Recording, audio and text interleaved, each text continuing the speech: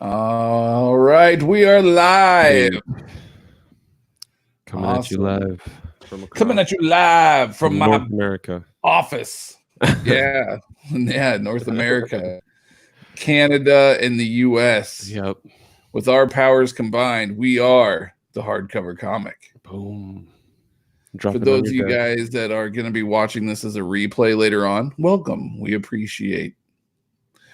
Welcome. I guess I saw a comment on our last one that said someone was gonna watch it while prepping binds, and I was like, "Oh, that's badass!" Yeah, listen to comic talk and custom binds and things while prepping your own. That's freaking awesome.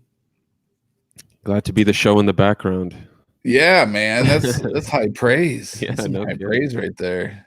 Yeah, man. I mean, I had Doom Patrol personally when I was doing my custom bind preps recently.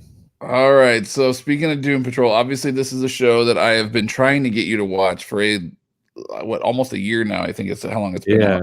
I've been going at it for a while. You finally got through the Beard Hunter episode, which I think is like what, episode 10, 8, 10. Okay, yeah. So episode 10. Let's compare. For those that don't know, Beard Hunter was a Grant Morrison creation for the Doom Patrol run that he did back in like the late 80s. The character in the comic and the character in the show are similar yet very different. Yep. So we're going to kind of talk about so let's start off, because I know you're a huge Grant Morrison and Doom Patrol fan. So what were your thoughts? Yeah. Well, I mean, as with most things in this show, obviously they didn't follow the comic books directly, which I'm totally cool with. Yeah. But I love what they did in the show with Beard Hunter. Just seeing him, you know, from the very start, how he's living in his mom's basement. He's like, "Mom, I'm busy. You know, I can't go get your lean cuisine." And then seeing all the crazy stuff that happens with him, you know, fighting Cyborg and sort of showing off his powers.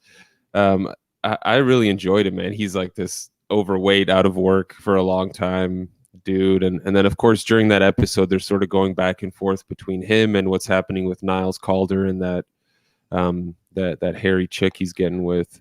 Yeah. I still haven't seen what pans out of that. But, yeah, I mean, I liked it. It is different from, you know, we don't actually get to see him I guess hunt down any beards or anything, but yeah, I still enjoyed it. It was fun. So in the comics, he's like you're at your stereotypical like superhero build with like a spandex suit and like his little like beard logo in the chest.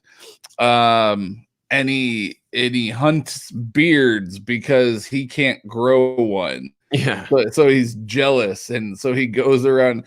It is by far one of the funnest issues of that whole entire Doom Patrol run that Grant Morrison did. So it's a lot of fun, but it's also absolutely ridiculous. And it only lasts like one issue, because at the end of the issue he's dead. So I mean, it's like a one issue thing. But he's like hunting beards. He has no superpowers. You know, no nothing. Whereas in the show, they actually made him like, if he eats the beard or tastes the beard or whatever, then he can sense where they are or some shit. I don't know. It was weird. Yeah. It's so funny how he's like the beard is the link to the mind. Yeah. And he's like, I can hear. He's like, I could hear Niles' beard calling out to me across space and time. Yeah, and then I remember in the comic books, there's one in the comic book issue. There's a great line where I guess one of the dudes he's hunting down, I keep forgetting, but it's like explaining what this guy does. And it's like Jimmy likes to go into a comic book store and touch near mint comics with his bare hands so that they're no longer near mint and not purchase them. And it's like one of the things about him.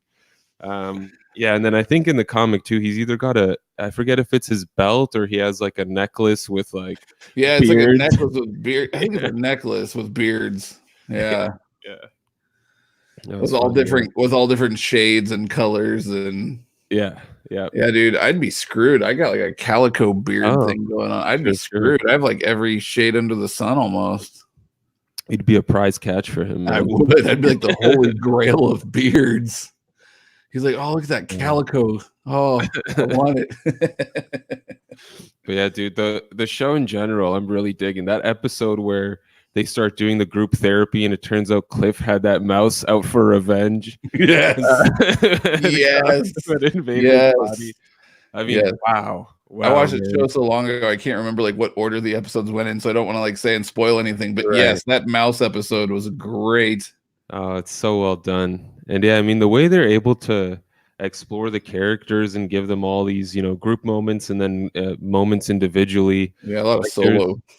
There's it's like, wow, man, the way it channels like the feeling of the Doom Patrol.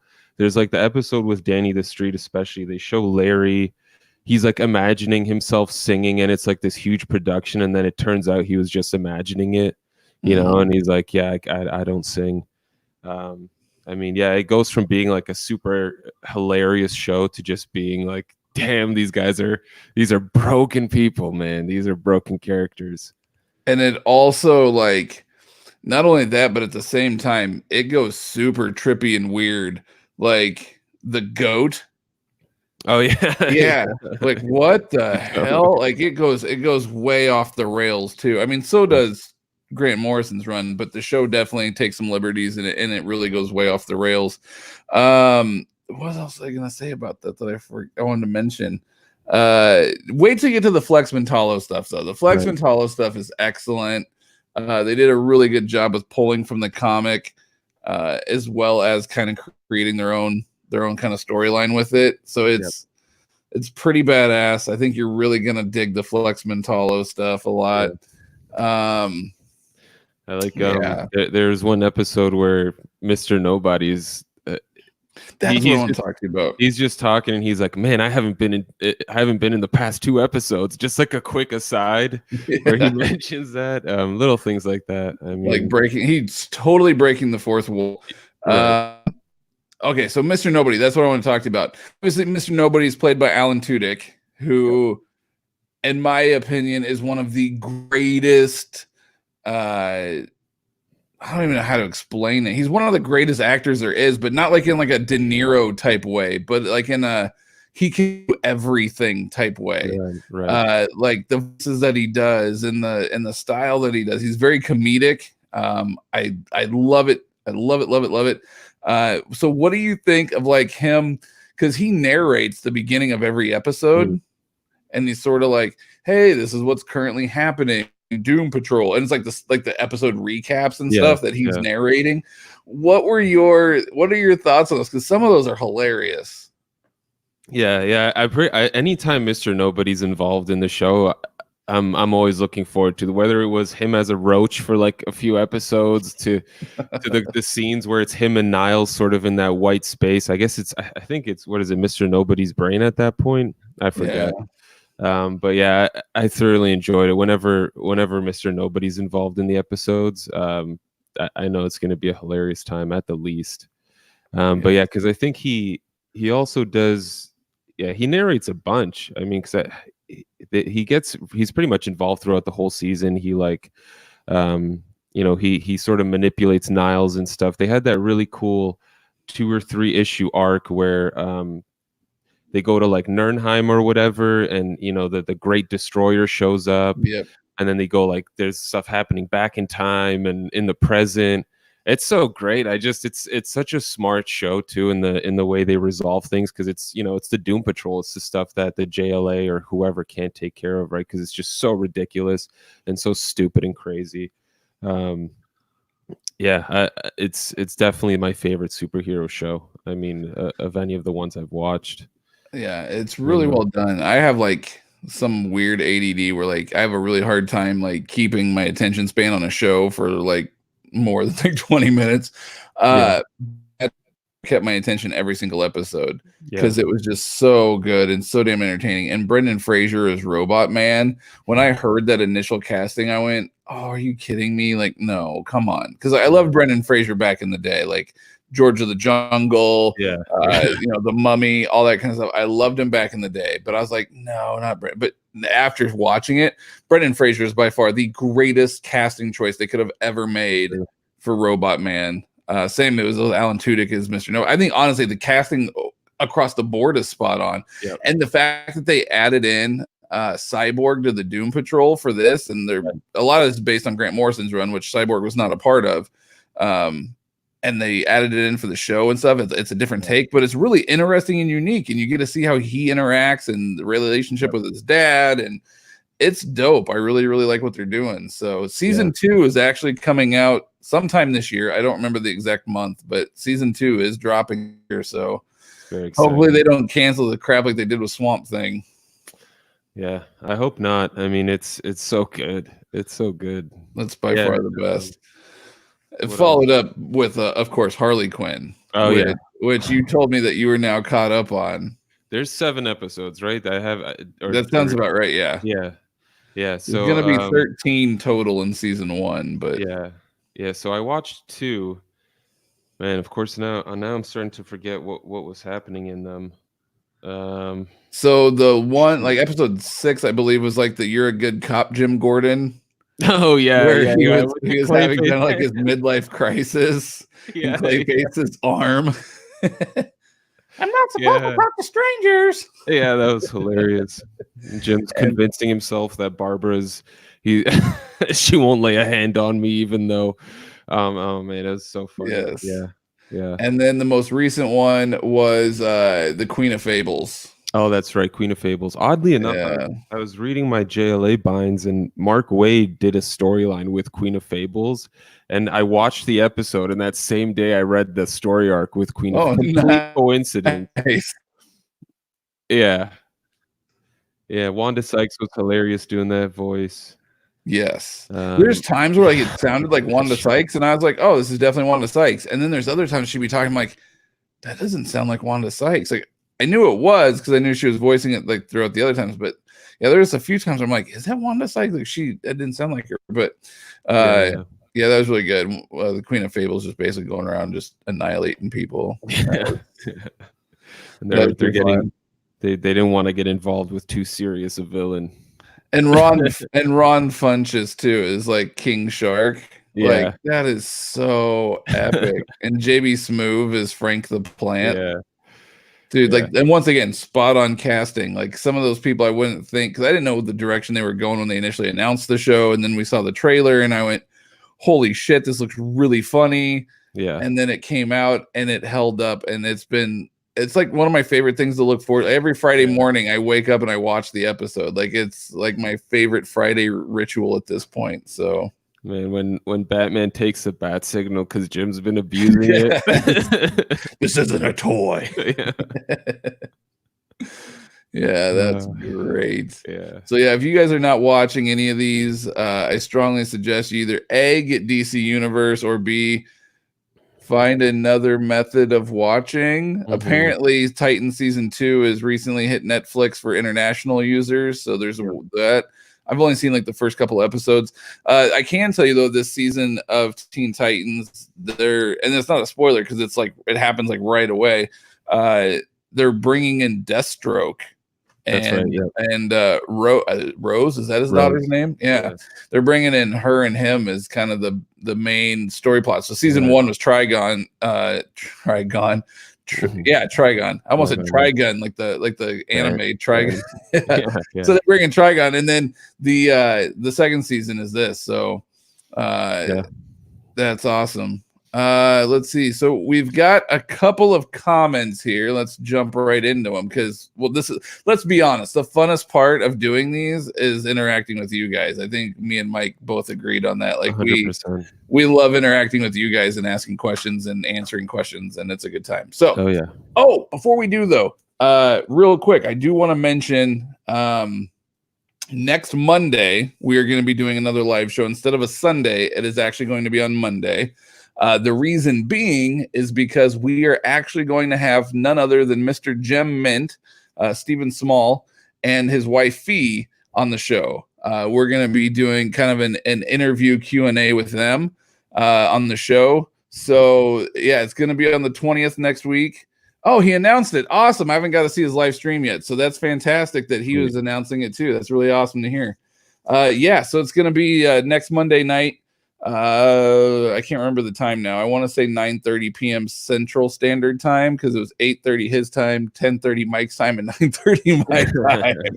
So yeah, but we're going to be doing kind of a fun Q&A and things like that with them, and kind of getting more into the mind of Jem and getting Fee's opinion on how everything started and what were her initial thoughts when he went on this venture, and it's going to be a good time. So join us for sure, because actually our goal in 2020 is to have a lot of different guests. We want to do creators, we want to do all kind of sorts of stuff.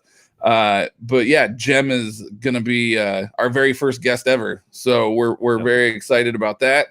So yeah, we're going to have them on, and then we'll interview some stuff, and then we're going to open it up to you guys, kind of like we do on our live shows, where you guys get to sit back and ask questions as well. So, and we're going to do that for all of our interviews going forward. Yep. So yeah, we're really looking forward to that as well. That's going to be a good time. But yeah, for sure. All right, jumping in. What do we got here? Oblivion, what's up, man? Hope everyone's having a nice night. Better than last night. I'm a huge Baltimore Ravens fan. If anybody follows football, you guys know how rough that night was. Do you guys read or collect manga, however you pronounce that? I don't even know how to pronounce the damn word. Mike can speak to this though. I used to, yeah. I used to back when the cash was flowing a lot easier. Being the hardcover comic too, it's pretty tough. Like, they don't release too many hardcover mangas or anything. I know, like, those Berserk Deluxe editions look real nice. They do look gorgeous. It almost made me want to read them. Yeah. And I know that Dark Horse is also doing a similar thing with this series called Hellsing, because I saw that's available for pre-order on Amazon now. So maybe we'll see what happens.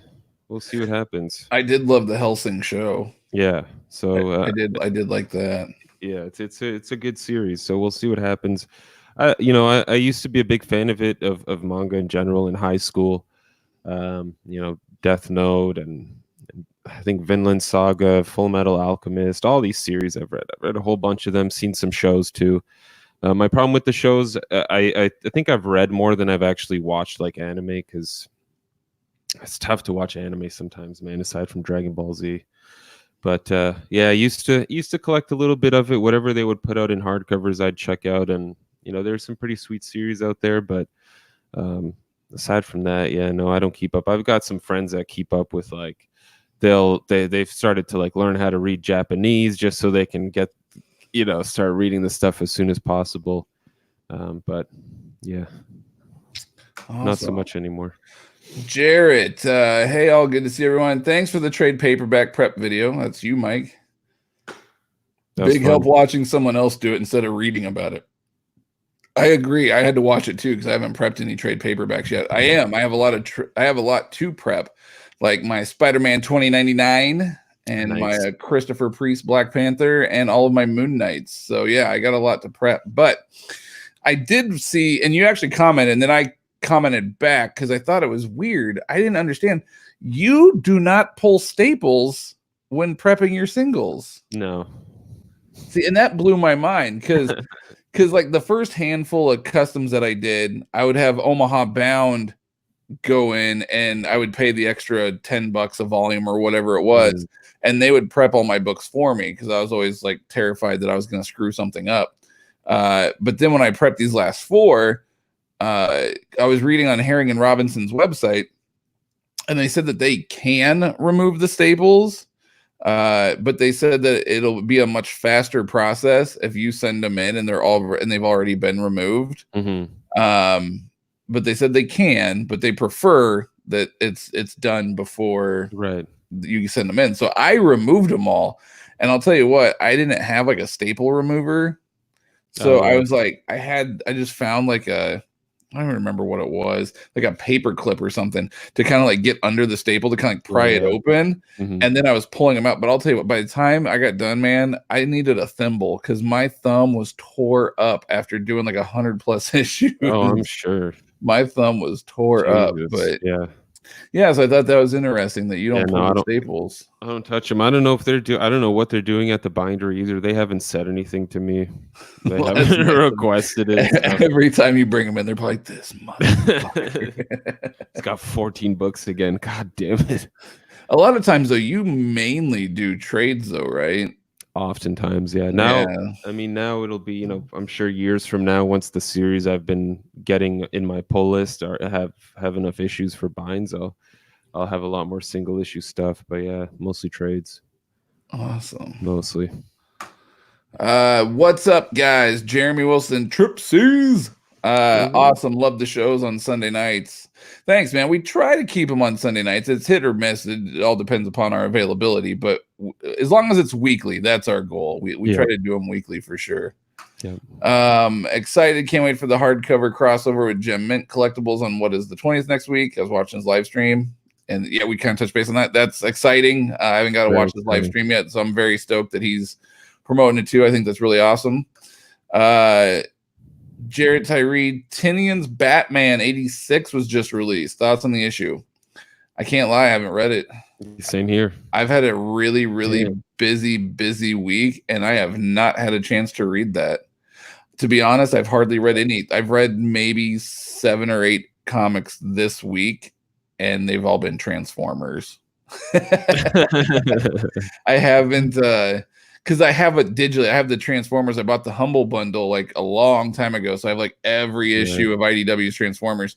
And I've already read a lot, but I was like, well, it's been years. So I'm going back and rereading them all digitally on my iPad when I'm laying in bed. So I'm like, I haven't really got to read anything else. So I need to. Yeah, same here. So Jarrett, without spoiling anything, if you have read it, comment, let us know what your thoughts are on it. And also, I'm going to assume, because it's a different writer, is it a good starting point for other people that haven't read all of Tom King stuff, or for the people that maybe did and they fell off of it when the whole wedding issue happened? For those types of people, it kind of fell off. Is this a good jumping on point? I'm curious to hear your thoughts on that. Tripsies. Yeah, definitely not going to miss that one. 2 of my absolute favorite channels. Oh, thanks, man. That got me into this hobby. Introduced me to great community content and had to start my own collection and channel. That's awesome, man. I mean, I know if you ever want to jump on and do a live show with us, dude, you're more than welcome. Yeah. Let us know. For sure. We like interacting. We like cross promoting. We like hanging out with people and chatting with people and interviewing people. And it's fun. That's what we enjoy doing, man. So if you're ever interested, hit us up. Yeah. Any Dragon Ball Z super fans among us? I think you might be. Not maybe a super fan, but back in the day, Dragon Ball Z, yeah, in my elementary school days, for sure. You'd let it rip and then watch Dragon Ball Z. Oh yeah, forget about it, dude. Playing all those Budokai games on PlayStation 2 and all that stuff, man. Good times. Good times. Okay, so for those that don't know, Mike is about 10 years, maybe 10 or 12. Yeah.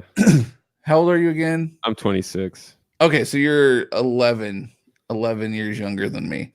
And Mike and I have been podcasting and doing this shit together for almost 5 years now. Yeah. Wow. Yeah, it has been, because it was before you could even drink. Yeah, I remember. So yeah, we've been doing this a while now. And because as you guys know, he lives in Canada and I live here in the US, and we've gotten to meet up and go to cons together and be at cons in different places. So it's been a lot of fun. But so the other day, kind of put some of these jokes into perspective for you guys. My 11-year-old is huge into Beyblade, right? Like, he's a huge Beyblade fan. And out of nowhere, Mike sends me this picture, and it said, "Beyblade's still a thing?" I was like, yeah, man, my 11-year-old's like super big into it. He loves Beyblades. And I go, "Were you a Beyblader?" And his comment back was, back in elementary school, I used to let it rip all the time. Yeah.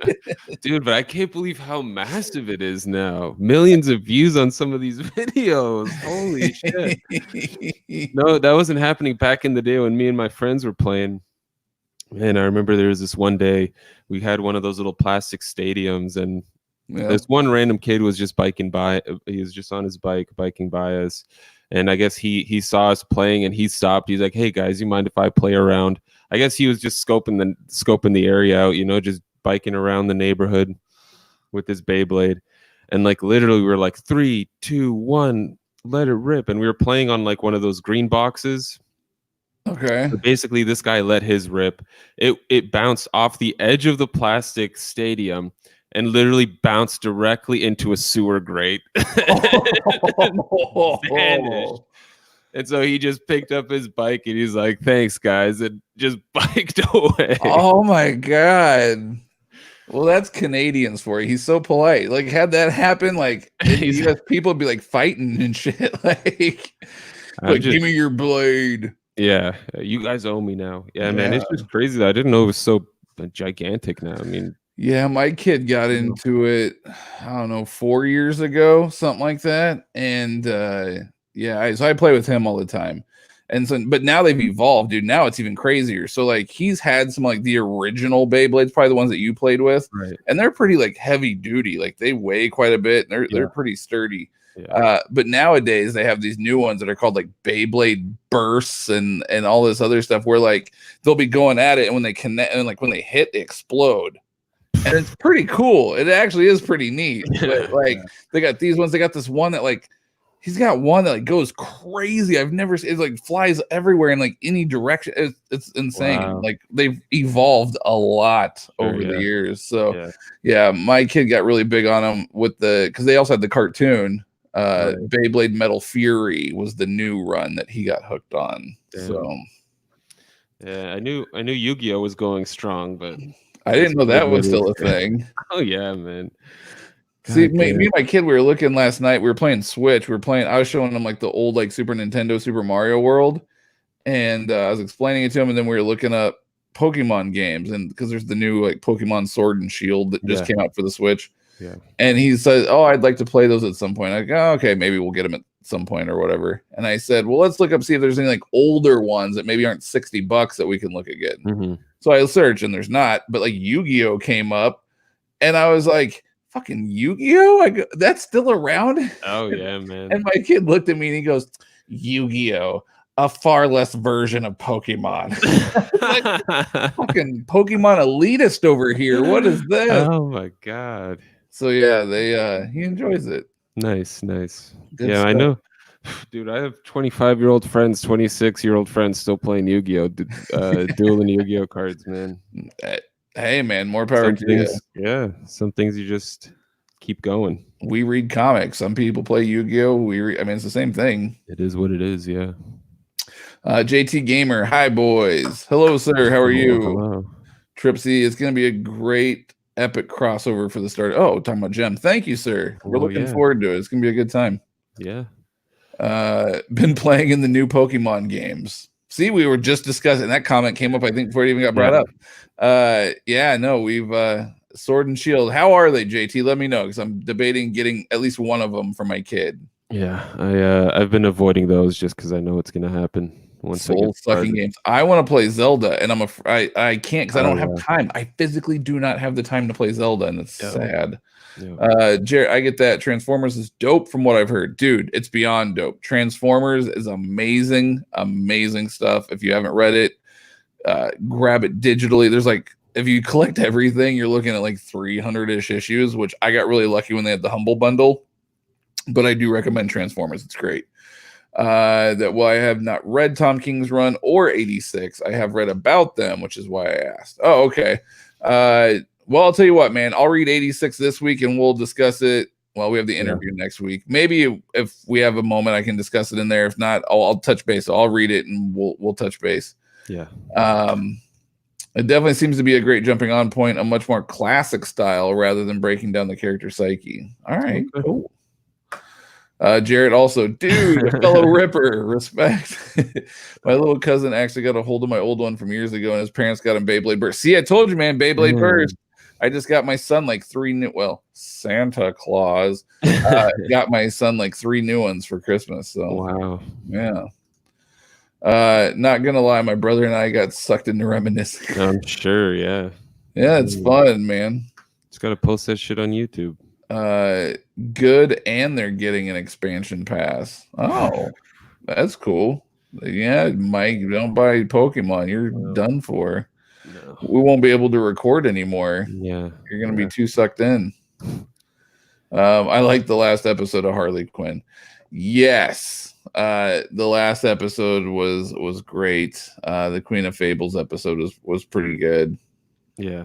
I always get worried about just video games in general. I was gonna sell my Xbox and then it died out on me last week, so I can't even do that. Oh man.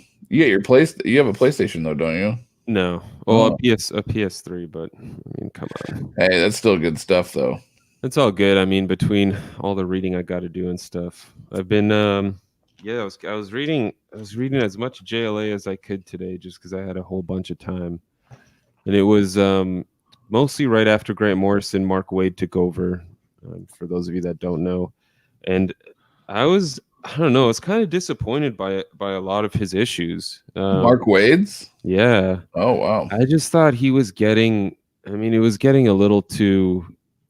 It kind of reminded me of the Rebirth Justice League. You know how it started off? They were trying to be super epic, but then none of the storylines really made sense. The way they were resolved, like defeating the bad guy or whatever disaster was happening.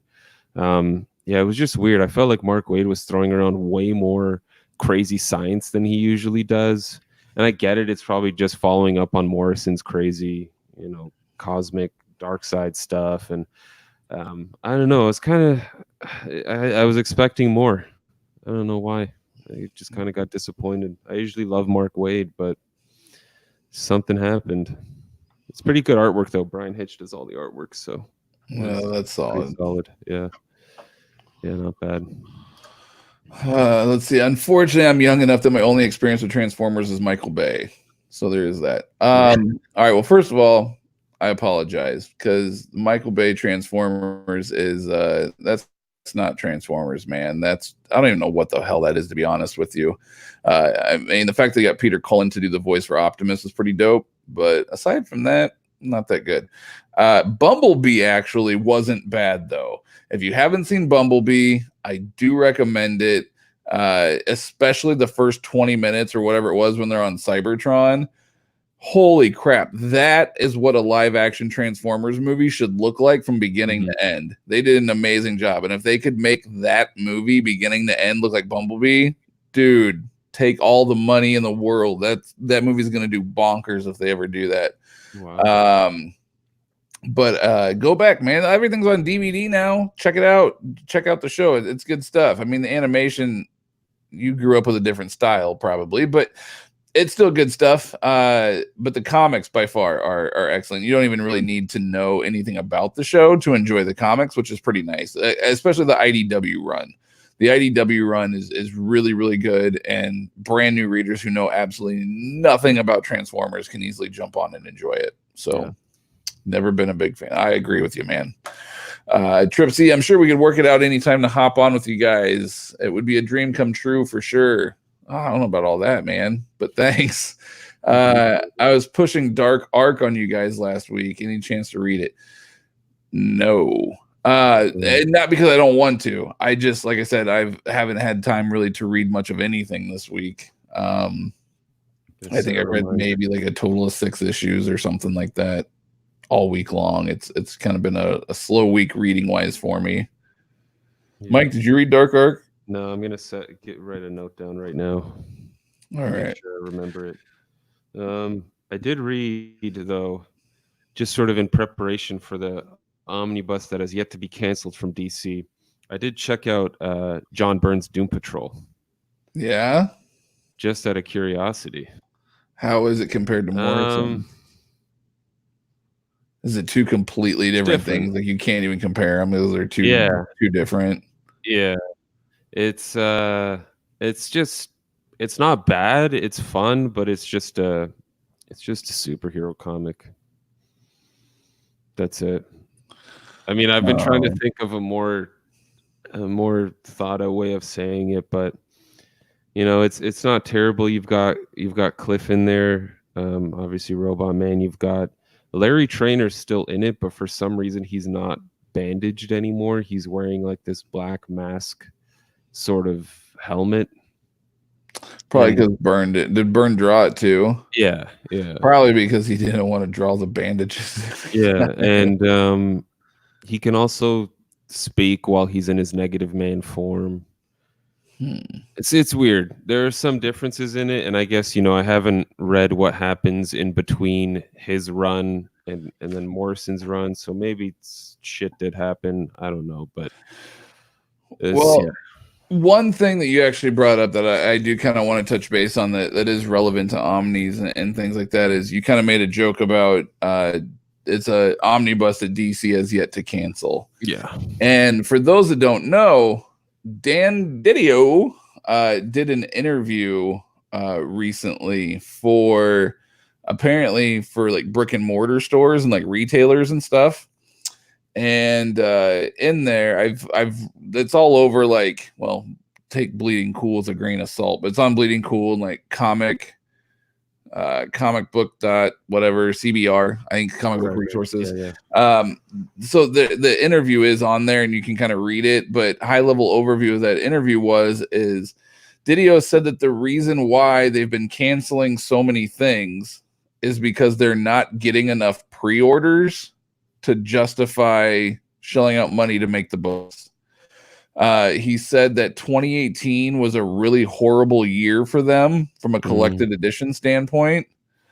And if they don't get enough pre-orders, and he said that it's not like they're missing the mark by like a couple hundred. He said they're missing the mark by several thousand. Wow. That if they're not getting enough pre-orders, then they're canceling them out because they said it doesn't justify the cost. Which, I mean, I guess I can kind of understand, but at the same time, you got to think there's not a lot of people, like not a lot of places that can pre-order. And the fact that the prices on omnis are so high, a lot of us go through alternate resources. A lot of us don't buy omnis from brick and mortar stores and things like that because a lot of those places charge cover price. And we're all like, why pay cover when I can pay 50%? I can save 50, 60 bucks by ordering through in-stock trades, sometimes Amazon. I don't remember what some of the UK websites are, but I know there's some out there that you can kind of get them for a little bit less expensive. And so, yeah, I mean, it's hard to pre-order. Like, you can cheap graphic novels, CGN, you can pre-order on their site, but you can't pre-order on IST. Right.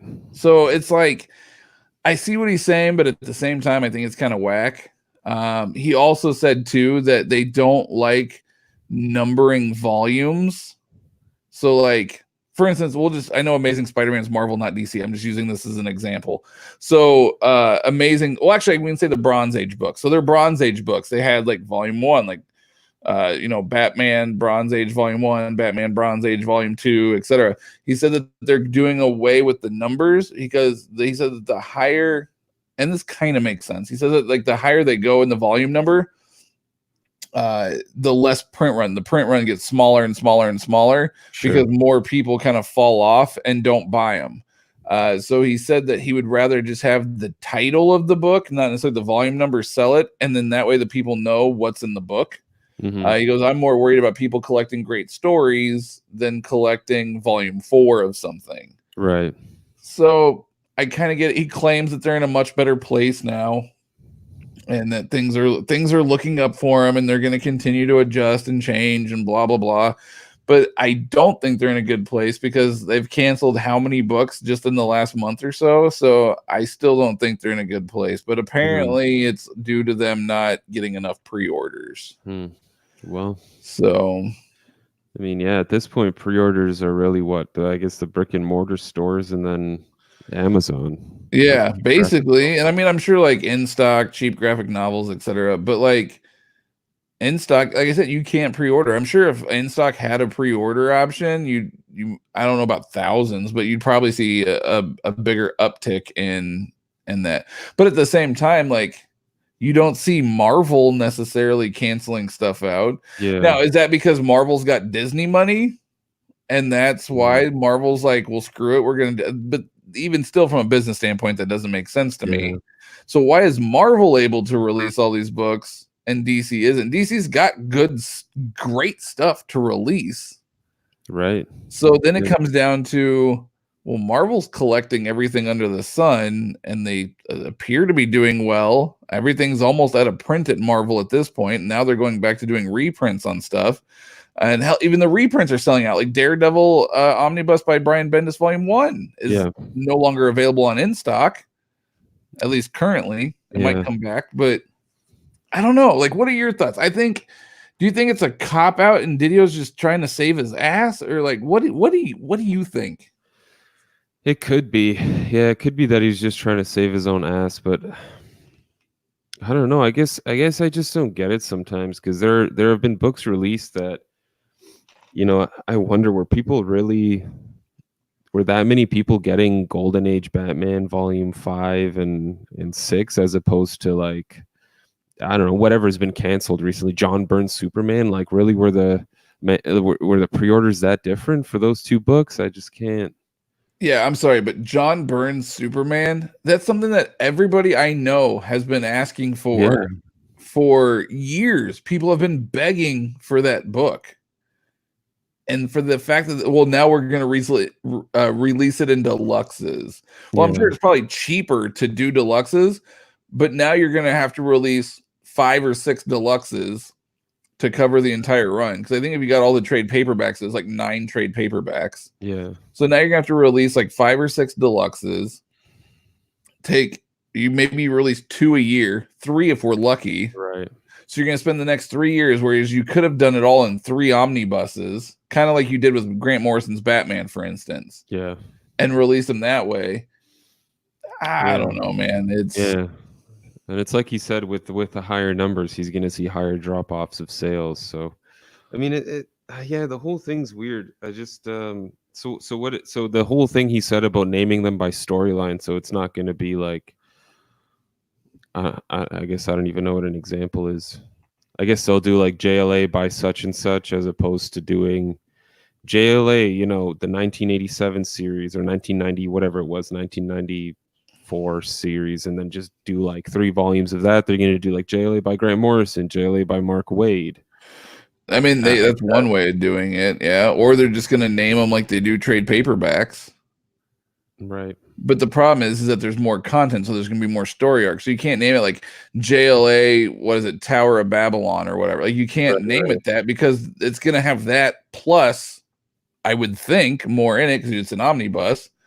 So I don't know what their plans were or how they were, but he said he just wasn't a fan of the numbering, and he felt like that kind of cursed him, which I don't know, man. I guess I can kind of see. Obviously, DC doesn't give a shit about uniformity. I mean, look at all the other changes and things they've made. I don't know. I mean, I think it's just going to move to like a deluxe edition kind of format, the way they're doing. Sort of like what they're doing with Aquaman, where they've got, you know, Death of a Prince deluxe edition, and they're doing all these like Aquaman storylines in deluxe editions, and then, you know, they're doing stuff like Justice League Origins, that, you know, that 6-issue storyline from Jeff Johns' New 52 run with Jim Lee doing artwork. It's like the 4th time it's getting some kind of hardcover edition. I guess I think that's what they might end up doing, is just these like deluxe editions of storylines. Yeah. So here's a couple comments that have to do with what we're currently discussing.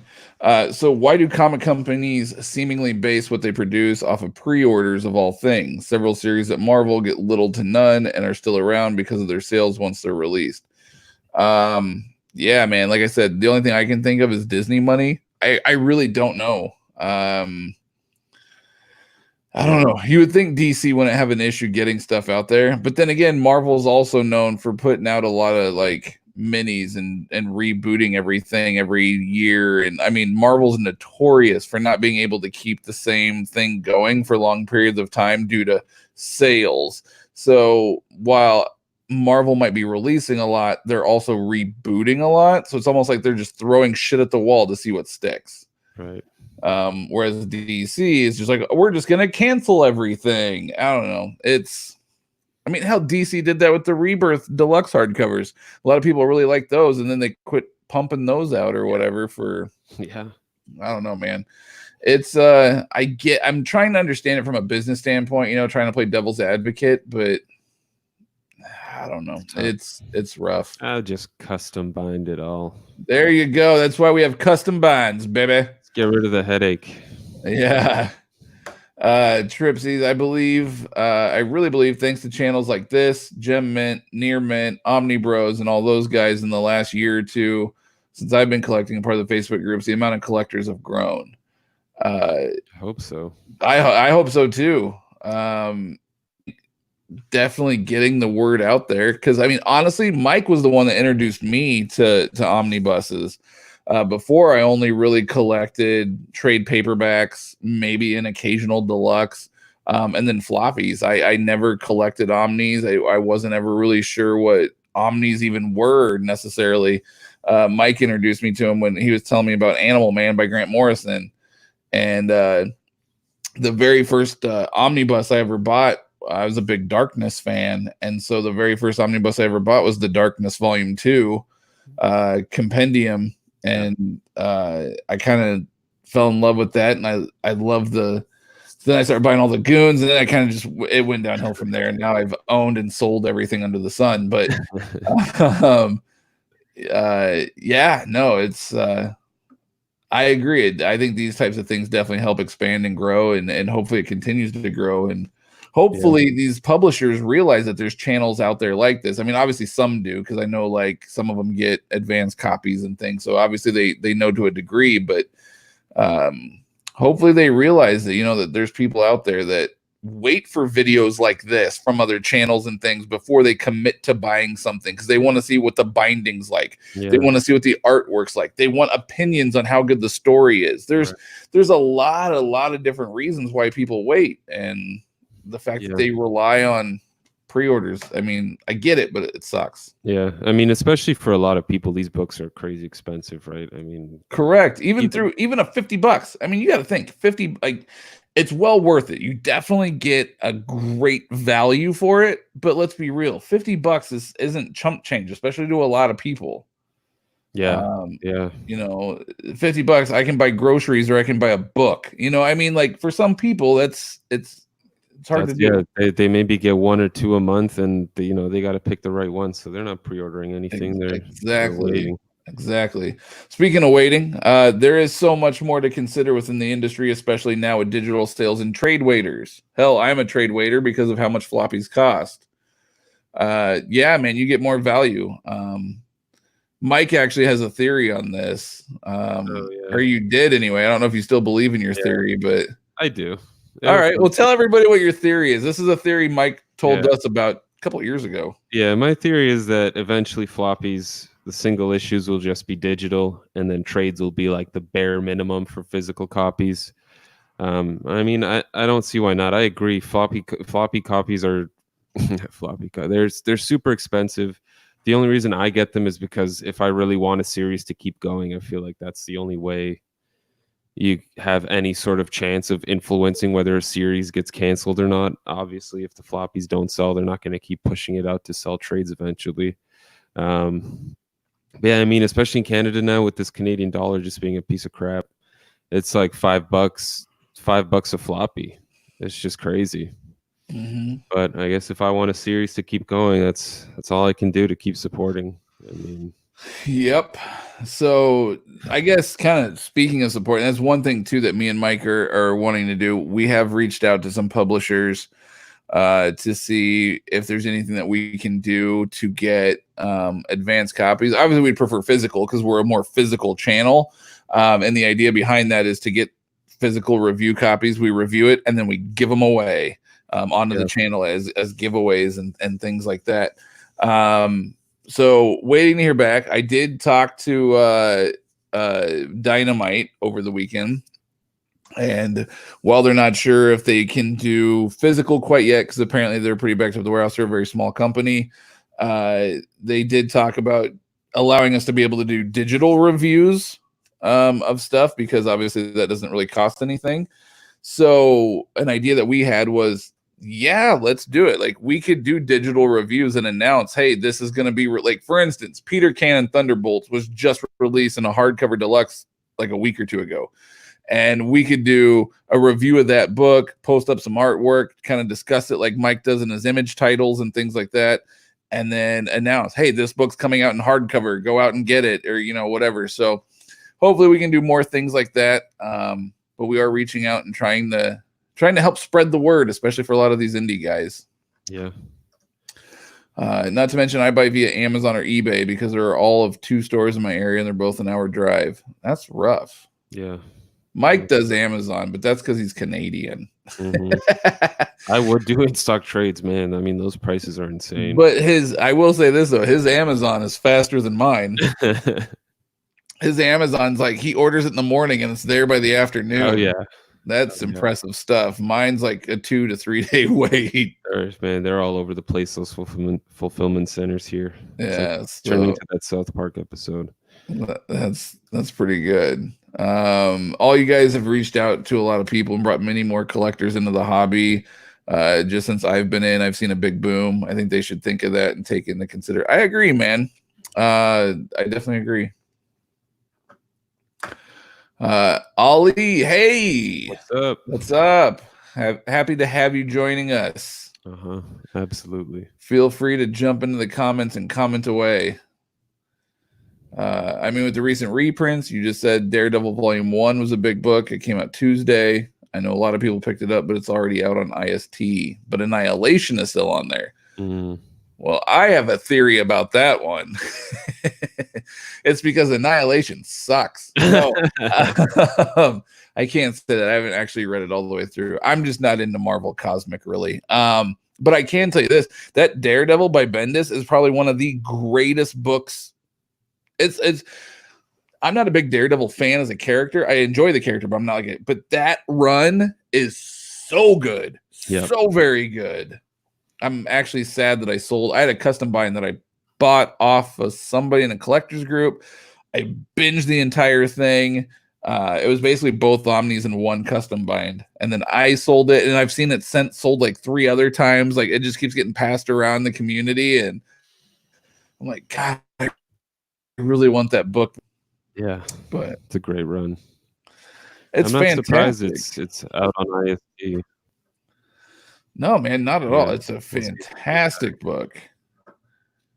I know Annihilation was a huge book for a lot of people. So do you think there's a big difference in the print run? Or do you think maybe Daredevil being by Bendis and him at DC, now they use that? I don't know if it's necessarily because he's at DC. Honestly, I believe it's because, I mean, I can't speak to the print runs. I have absolutely no clue. But I will say that run is phenomenal. It's probably like one of my top 10 favorite like omni runs that I've ever read. Like, it's really, really good. Yeah, if I had to guess too, those Bendis books have been out of print for way longer than Annihilation. That's also true. And I wonder what Annihilation's initial print run was. It might have been a bit smaller. They didn't want to risk it too much. And now maybe there were just like a few hundred people that were missing a copy, and so now they've the reprint's sitting on I don't know. I feel like eventually the reprint's going to be out of stock and out of print anyway.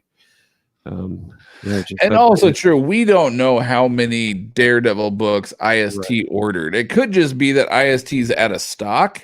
Yeah, and they're coming. They might be getting more next week. Like, we don't know. It's hard to say.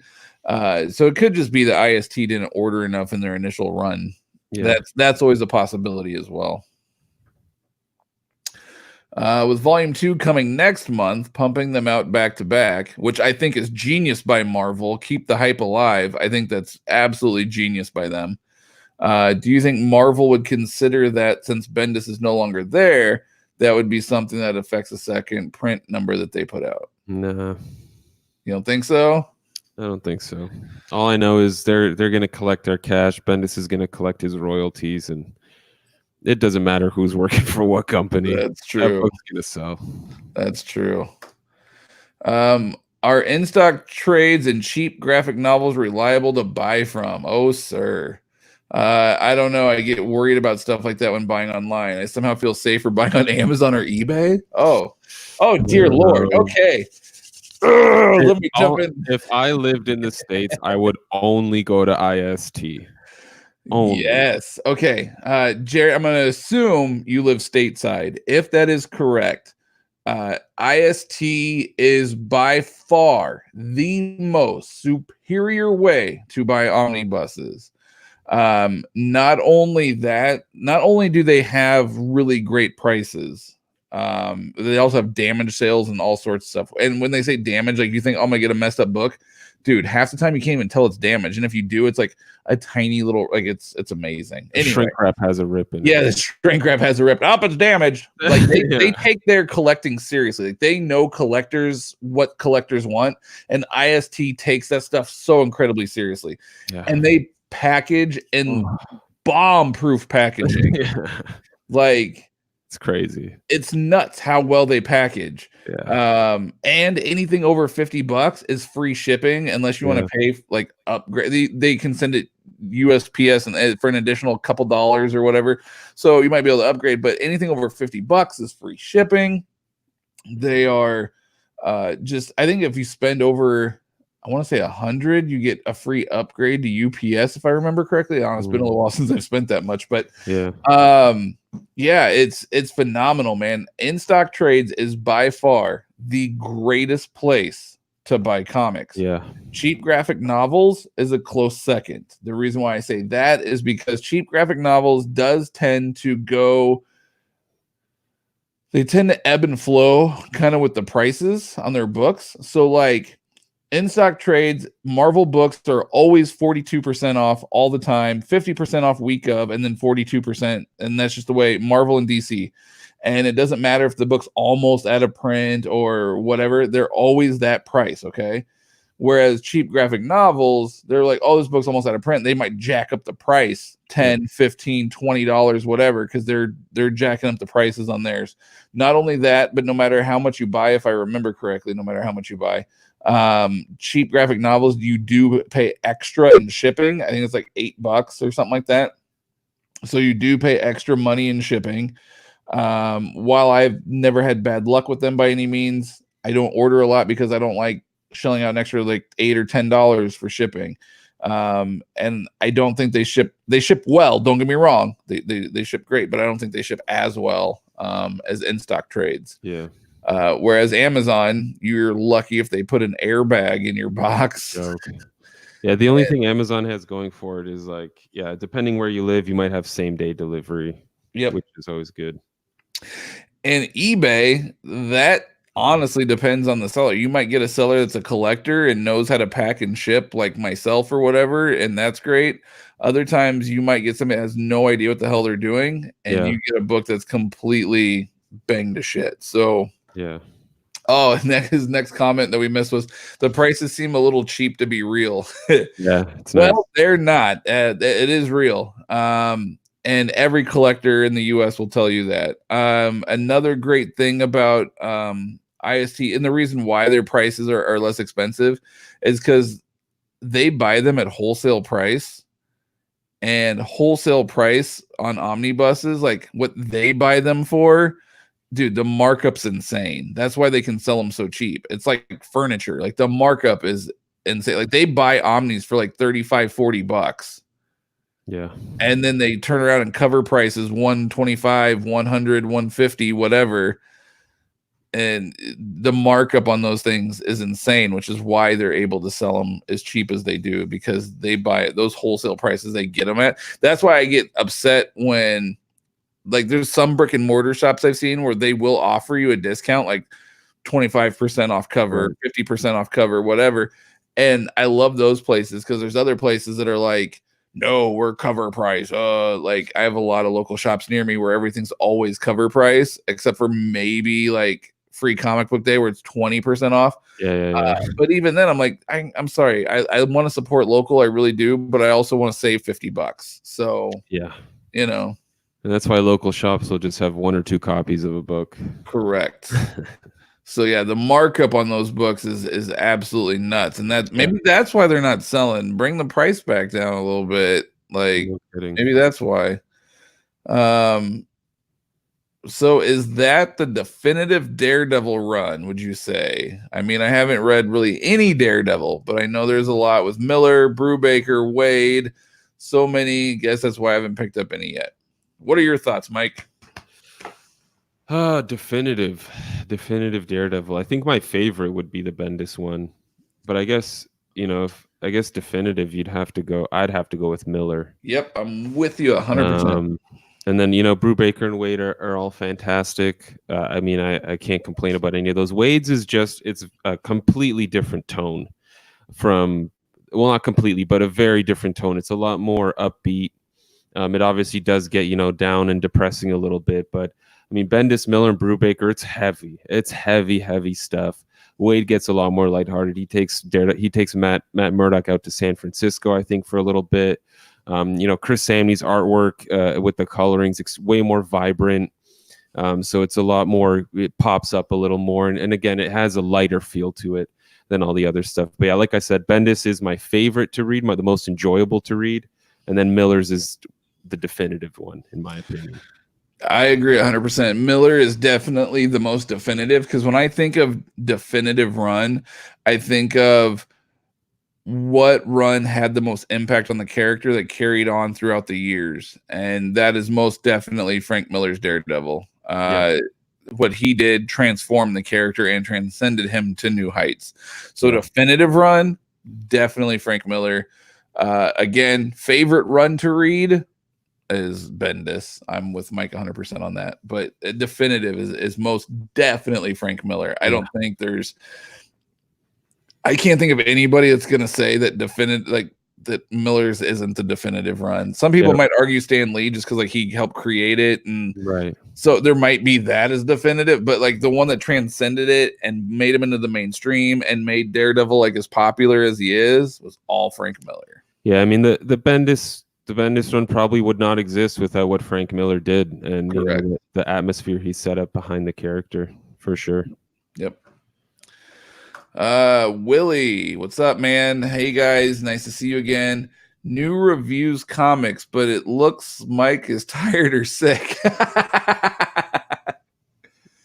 I hope next time live reaction on 1900 night, don't 21 because your followers are adolescent. Oh, okay. I see what he's saying. A little earlier. So start a little earlier because, well, here's the reason why we can't start a little earlier. And that is due to the fact that I have 4 children. So that is why we can't start earlier. I actually have to wait until my kids go to bed and before I can get some free time to record and things like that. So that's why they are later. But tonight's, I think, was actually the earliest we've ever done. Normally it's later than this that we actually start. So I think we're starting all right, man. But so hopefully, Mike, you're not tired or sick, though. I don't know. Have you been tired or sick lately? A little congested, but I mean, I'm not tired. I'm kind of always tired at the same time. I'm good. I don't know. It's just the way I look. It's all right. I won't take it personally. Don't make fun of me for the way I look. How dare you? That's funny. Live and die in somewhere by going back to our IST. Their packaging is bomb proof. I mean, legit could survive a bomb.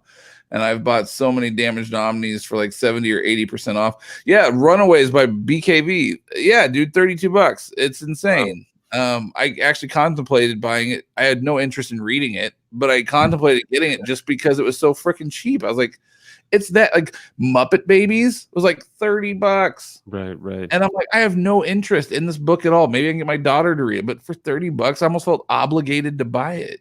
Too good to pass up. The free shipping and damage sales with packaging, it's the most legit I've ever ordered. So there you go, man. Jarrett, you've got us, you've got every other comic channel out there is going to tell you about IST. You got trust me, man. IST is the way to go. You won't regret it. It's a game changer. It's life changing. Mike told me about IST 5 years ago, whatever it was, and when I would travel for work to the States, I would order from IST. That's how good it is. And then smuggle it back across the border. Yep. Good times. Yeah. I remember you actually, what hotel were we at? We were in DC and you got an order? I think so, yeah. Because I remember we were in our hotel room and you were breaking the spine in as Alpha Flight. You were breaking the spine in and stuff while we were in our hotel room in DC. Yeah. God, I miss those. Oh, because I think Red ordered it. We had it shipped to Red, and then Red met us in DC and brought your books. That's right. That's right. Yeah, that's what it was. Yeah. Every week from IST since September of 2018 for like a 6-month hard spot. Once I found out a sketch I ordered the first time, it was over. Yeah, I'm afraid to ever go back and see how much I spent. If I ever told my it wouldn't be good. Luckily, a lot of mine's like I buy and sell though, so it's like that's how I'm paying for it. But still, yeah. IST is God's gift to collectors and the customer service. Emily, yes, she's excellent customer support. The guy who started, they're amazing, fast, really go above and beyond. They truly do. The Omni Bros have a couple amazing interviews with the people from IST on their live shows. If you're interested, never checking them out. That's cool. I don't know if I ever knew that they interviewed IST. Maybe I knew that. I don't remember. Yeah. Well, they can interview IST. We're going to interview Gem. So, boom. No, I'm kidding. Yeah. What are some creators that you guys would like to try for us to get on? Because once again, not to like go back to our history, but we have interviewed literally everyone from ginormous names in the industry all the way down to indie people that nobody's ever heard of, and everyone in between. So it's not impossible to get creators. Honestly, we've discovered all you really got to do is reach out and be nice and let it, like a lot of creators are more than happy to come on. So who are some creators that you guys would like to us to try to get on the show? Even maybe we've already talked to them and we kind of had sort of a relationship. We could be like, hey, remember us? But yeah, let us know what creators you guys want. We're interested to hear what you guys have to say. Don't say Grant Morrison though, because we've Mike would have a heart attack if we had Grant Morrison on, but like it's impossible to reach that guy. So somewhat, and you can't say Alan Moore either, because obviously that one's impossible. Yeah. So somewhat possible, but what are some creators you guys want us to try to get on? I've checked it out a bit more. We'll definitely be buying from them more often. I only have one Omni currently, which is Grant Morrison's Batman Volume 1. And I bet reading that you're confused as shit. That's my guess, because I was when I first read it. It's a great read, but you gotta know your backstory on Batman for that one. It's very important. So it's got a lot of that weird jumping around that Grant Morrison does too. Yes, he doesn't necessarily feel like he needs to explain everything. It's just sort of, this is what's happening now. Accept it. Yep. And if you don't know, go back and wiki that shit. Yeah. It's from some obscure issue that you probably never read from the Silver Age. Yeah, like the Black Case Files or whatever. Oh yeah. A lot of that was drawn from that, and a lot of people were like, "What the hell's the Black Case Files?" Yeah. Batman Zuranar or whatever, that was from some like 1968 storyline of Batman on a different planet. He's wearing this yellow and purple suit. Yeah. Half of my collection is from damaged IST sales when they load up and do the big damage sales, like sharks in a blood tank. Yeah, and they go super fast, like really, really fast. You got to be like really on top of your game. And the problem is the people that discover it, they buy everything they want first before they go into the Facebook groups. So they're like, I'm going to buy what I want before I go let other people know. But yeah, it's good. All right, let's see. Who do we have? JT wants us to get Nick Spencer. I'm gonna start writing these names down. I don't think we've ever had Nick Spencer on Four Guys, did we? No, I don't think so. I don't think we did either. I know we talked about it because Red wanted to talk to him about his Captain America run. Yeah, I think a lot of people would have some fist shaking that they would do. All right, Nick Spencer. We'll have to reach out to him.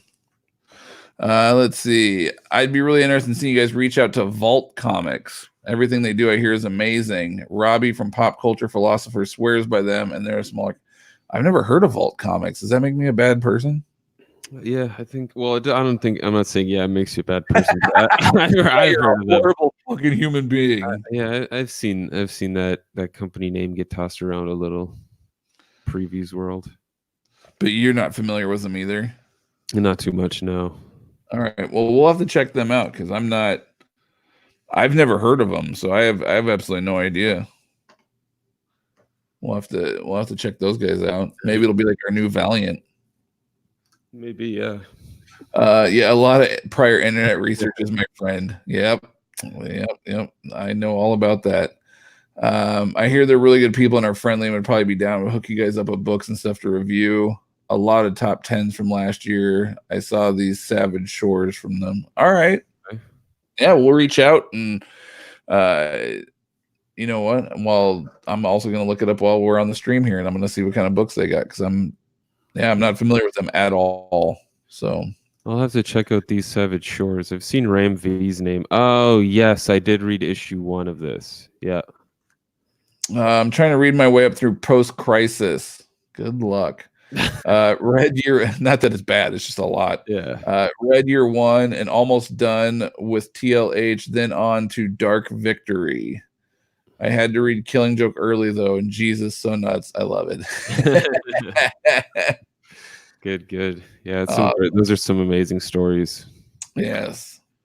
Asking about how he loves Amazing Spider-Man. I love his run. Well, you know what, JT, if we ever get Nick Spencer on the show, you can actually ask him that question, because part of what we're going to do when we have people on is we are going to interview them 20, 30 minutes, whatever it is, just kind of normal general questions like, how did you get into what you're doing, etc. How did those types of generalized questions, and then we're going to open it up to any live viewers, and we're going to post them just like this and allow the creator or whoever it is that we're interviewing to answer. We think that'd be a really cool way for you guys and things to be able to act and interact with creators and things. We just think it was something really kind of fun and different that we couldn't do on our old podcast. So Yep.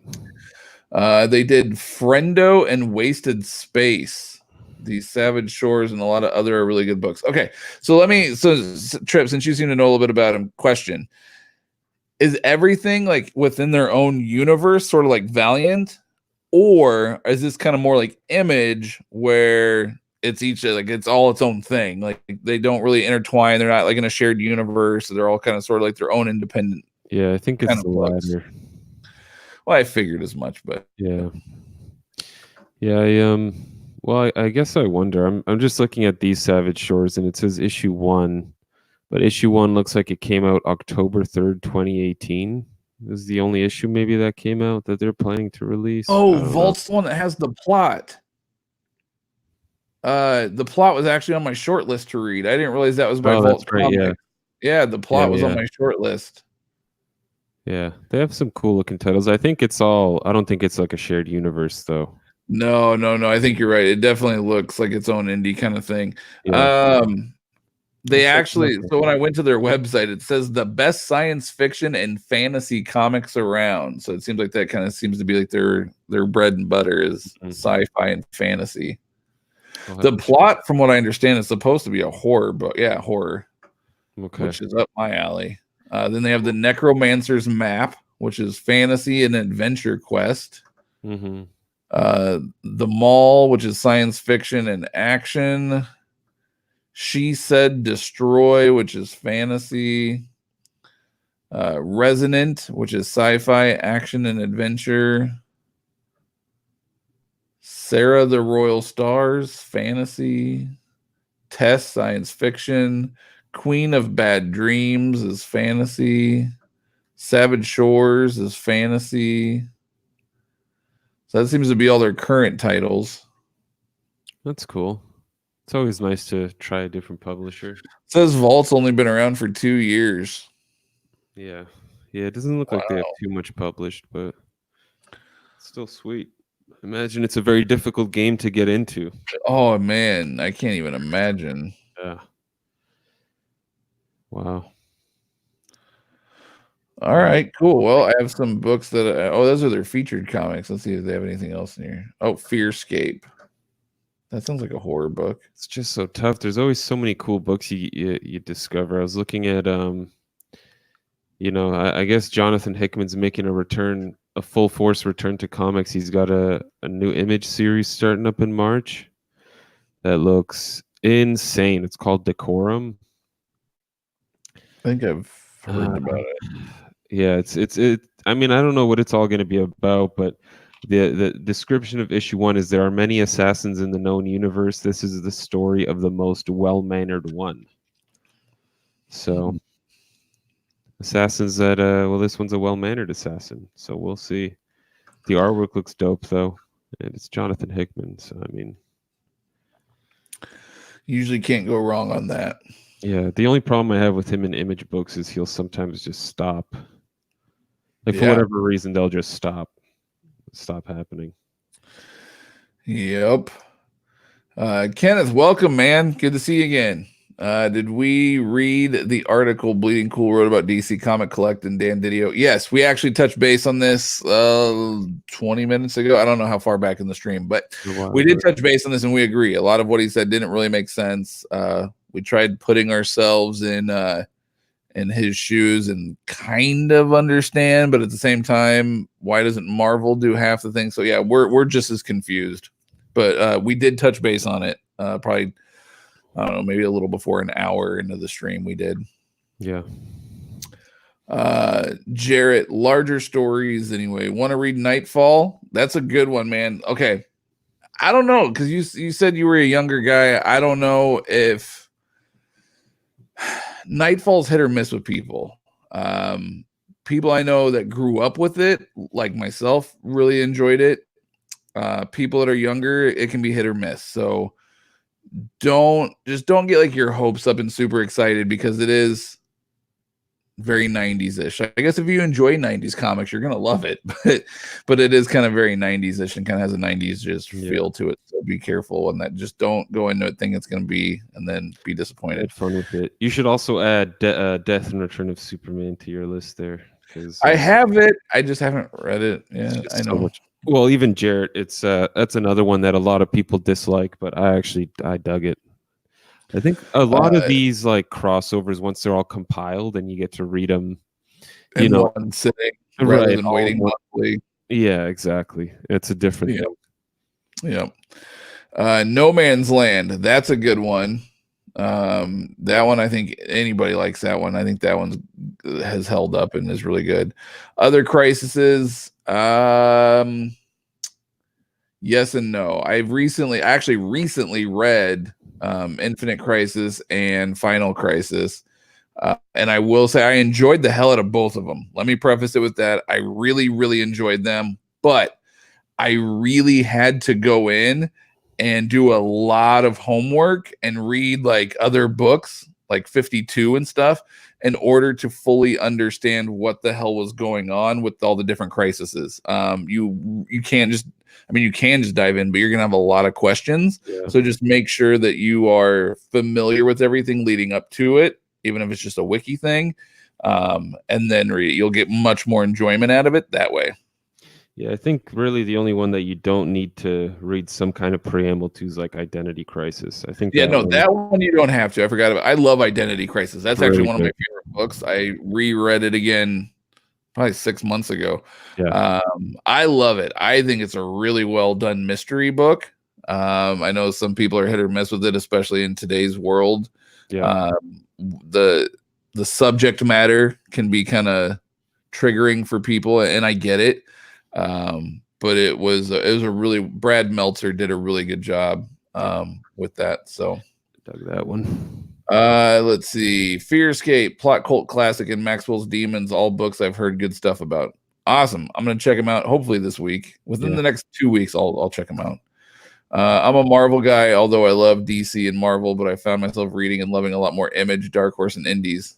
Yes, sweet. I'm in the same boat. Yeah, me too. Hellboy, which Mike got me started on. The Goon, love The Goon. It's probably my top 3 favorite series. Yeah, for sure, top 5, if not top 3. The Mignolaverse stuff is really great. Then there's a lot of like just really fun one-off like Image titles, like I Hate Fairyland, for instance. That's super fun. Yeah, Dark Horse is one of those companies where they'll be quiet for a couple years and then drop a bombshell, like like any of the Hellboy stuff, really. But like the Black Hammer, like that just like comes out of left field, and sweeps for like a few years, right? Just multiple minis, all these amazing storylines. Yes. Yeah. If you haven't read Black Hammer, that's a great one. I almost forgot about that. No, that's a good one, Black Hammer. Yeah. I didn't really start reading a ton of DC until after I saw Superman the movie in the late 80s, early 90s, and all my DC comics reading comes after Crisis on Infinite Earths. That's primarily, I think, where all my DC stuff is too, is after that took place. JT, what are some good Marvel events? Are you okay? So I'm assuming you're talking more Marvel Universe event, kind of like the Crisis books for DC. So going based off of that, thinking broader scale. I don't know if they have any. Infinity Gauntlet, I guess. No, Infinity Gauntlet's all right, but the problem is there's so much more. You can't just read like the 6-issue Infinity Gauntlet mini because it's not that good if you only read those 6 issues. I did that. I made that mistake, and I was like, I don't understand why people like this. I didn't think it was that good. Yeah. But if you read the stuff prior to it, and it makes way more sense, and it makes it more epic. So yeah, I mean, man, some of the recent stuff has been rough. Like Axis was not very good. Secret Wars, not the second one, but the original. Not the rebooted Secret Wars either. The original 1980 Secret Wars. I was so excited to go because I enjoyed them when I was younger, and it had been ages. So I went back and read them. Dude, they don't hold up. It was rough. It was rough. They don't hold up. No. They do not stand the test of time. I mean, all that Onslaught stuff. Age of Apocalypse is good. Age of Apocalypse is dope. Yeah. Especially if you like 90s X-Men shit. Age of Apocalypse is amazing. I mean, Shadowland, not terrible. I don't know. It's been pretty rough out there. I guess all the cosmic stuff. I know, Matt, you're not the biggest fan. Yeah, but a lot of people do like the cosmic stuff. Yeah, Annihilation, War of Kings, Realm of Kings. Those are all solid if you're a fan of cosmic stuff happening. What else is there? Heroes Reborn. Yeah, that one wasn't very good. Kree Skrull War. I mean, that one wasn't bad. Not bad, yeah. But no, that one was bad. Now, if you're referring more to like Marvel events that maybe didn't transcend across the entire Marvel universe, more kind of self-contained-ish type stuff, like Fatal Attractions, Executioner Song. Like there's a lot of good ones like that that are really solid, that are a little bit more self-contained. I mean, there's a whole bunch of Spider-Man stuff, Maximum Carnage, Superior Spider-Man. Okay, I'm a glutton, man. I love Maximum Carnage, but I did go back and reread it again like a year or two ago. I still love it because I don't know. I love it, but I could definitely see why a lot of people would not be fans of it in current modern times because Maximum Carnage was a little rough. Yeah. Superior Spider-Man, though, is dope. Yeah. Civil War wasn't terrible. Civil War is great. I love Civil War. And that one was stretched across the whole Marvel universe. Yeah. Infinity was actually pretty good that for a recent event. All of Jonathan Hickman's Avengers kind of felt like an event. Honestly, the whole series did. But yeah, I mean, it's been pretty rough. Like Fear Itself, Siege, Secret Invasion, Avengers versus X-Men. Secret Invasion was good. I did enjoy Secret Invasion. House of M was good too. So there's some, I guess. There's a few out there. Original Sin was. It started off really good, and then the way it ended just sort of kind of petered out. I don't know. Yeah, I think your best bet's the Spider-Man stuff and the X-Men stuff. I mean, I think the X-Men's been most consistent. Yes, I would agree with that. Some of my favorite stories are the Run of Superman by Dan Jurgens and Jerry Ordway, plus Jeff Johns' run, plus Batman Hush by Jim Lee, and Wonder Woman by Gail Simone and Greg Rucka. Dude, you named off some epic runs. Those are great. Oh, we've got a lot of comments. Oh boy. Hey, this is what we love though. Yeah. Interestingly enough, Batman v Superman is what pushed me to start my research, led to learning about Snyder, Nightfall, custom binds, Dr. Manhattan Connection that was fresh at the time of DC Rebirth. That's crazy that that shitty movie opened up this whole new world to you. Like, I think it's amazing. Don't get me wrong. I think it's awesome, but that's so crazy to me. Yeah. I've got into comics because I'm a superhero guy, but the freedom the creators have, not worrying about all the tie-ins and continuity, bogging down the stories, makes for some of my favorite reads. 100%. And it's far more than that, right? You don't have to worry about what, Jimmy's doing over in some other X-Men title that's going to now affect a character in one of your titles. If only the only problem with any creator-owned thing is they need a lot more time, because obviously they want the same artist to keep doing it, and the artist needs time to keep up with stuff. And because a lot of times the creator-owned, it's creator-owned by the writer and the artist, like they're co-creators, right? So yeah. Not because Batman in that movie was good, rather because he could have been much better. Yeah, I don't know. I think the whole Martha, what, and that was dumb. But yeah, that whole thing could have been edited out.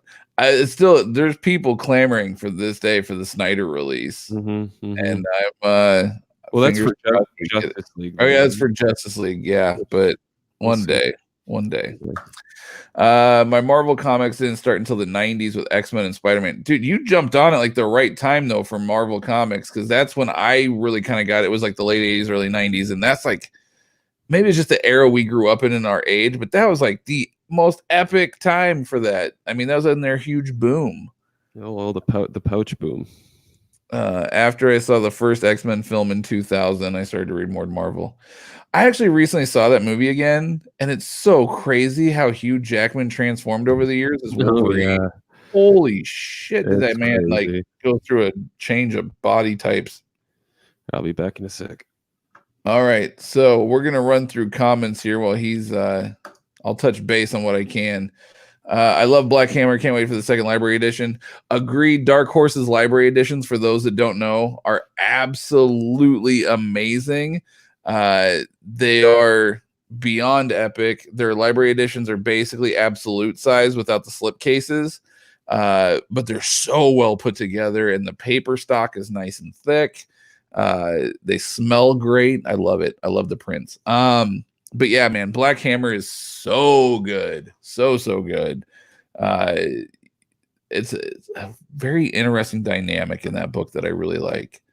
JT Gamer Civil War. Yep. Agreed. Civil War was a good Marvel one. Kenneth, I'm getting a lot of Daredevil trade paperbacks from in-stock trades tomorrow in the mail, featuring some of Daredevil's iconic stories. CBR had a list of them. Listen, I just picked it. Are you getting the epics? Is that because I think a lot of those are collected in the epic collections? So I'm curious if that's what you got, were the epics. My favorite Marvel events from the past was original Secret Wars. Did you reread that recently though? Because I thought I liked it too until I reread it, and I was like, this doesn't hold up. Infinity Gauntlet, Civil Wars, yes. Secret Wars by Hickman. David Robertson, sir, welcome to the show. Here's one about custom binds. So as soon as Mike plugs in his earbuds again, we can definitely talk about that one. So Mike is just saying we got David Robertson here, his first time commenting. He's saying that he's currently working on some Top Cow custom binds. Oh, cool. It's been fun to find stuff in the dollar bins in good condition that are going directly into custom binds. He's also throwing in some blank comics in his Batman Adventures binds with original artwork on the characters. Nice. I never thought of that. That is genius. Mm-hmm. Do you guys ever add extra content to your custom binds?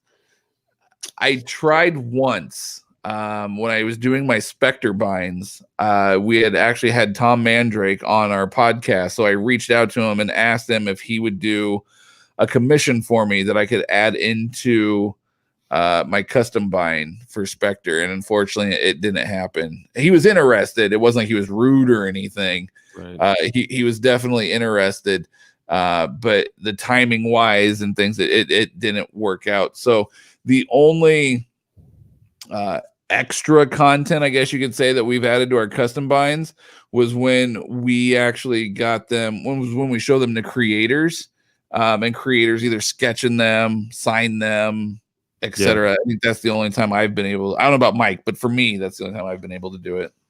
Yeah, I mean, sometimes depends if, like, recently, like the Wildstorm stuff, they just had bonus content in it, character sketches and designs and stuff. So I just took it all out of the trades and put it in like the back of the book. So there's a little bonus gallery. But I mean, aside from that, I'll make like a table of contents maybe. But yeah, I know that getting the blank comics and then getting original artwork. That's genius. Yeah, that's real cool. And it makes your bind so much more special too. Right. Yeah. That's something I never really thought of a lot of times because I don't like paying commission prices. Not that they don't deserve them. It's just, as I've said before, I'm a father with 4 and that stuff's pricey. So yeah, I can't always justify it. But yeah, I think the most expensive comic I've put in a custom bind is that gold Exo Manowar #1 signed by Matt Kint, which we got for free. Yeah. Thanks, Valiant. You guys rock. Yeah. Or used to. I don't know what they're like now, but not making any assumptions, but you know. Yeah, no, those were that's genius though. I really like that idea a lot. I'm trying to think if I don't know, because like I have a Ghost Rider bind from the Danny Ketch run, volume 1. I'm getting volume 2 made. I'm working on volume 3, but I last year at Planet Comic Con. Well, Mark Teixeira was supposed to be there. Out of the 4 years I've been, he was supposed to be there 2 out of the 4, and he has not shown up either time. So that's been a disappointment. But I had it there for Mark Teixeira to sign because obviously he did a ton of the art, and I really wanted him, and I really wanted to meet him. I like him as an artist a lot. But unfortunately, he was not there for whatever reason. But Jimmy Palmiotti was there. And he did a lot of like the inking and stuff like that too. And he was telling me stories. So when I brought my Ghost Rider custom bind and I showed it to Jimmy, he thought it was amazing.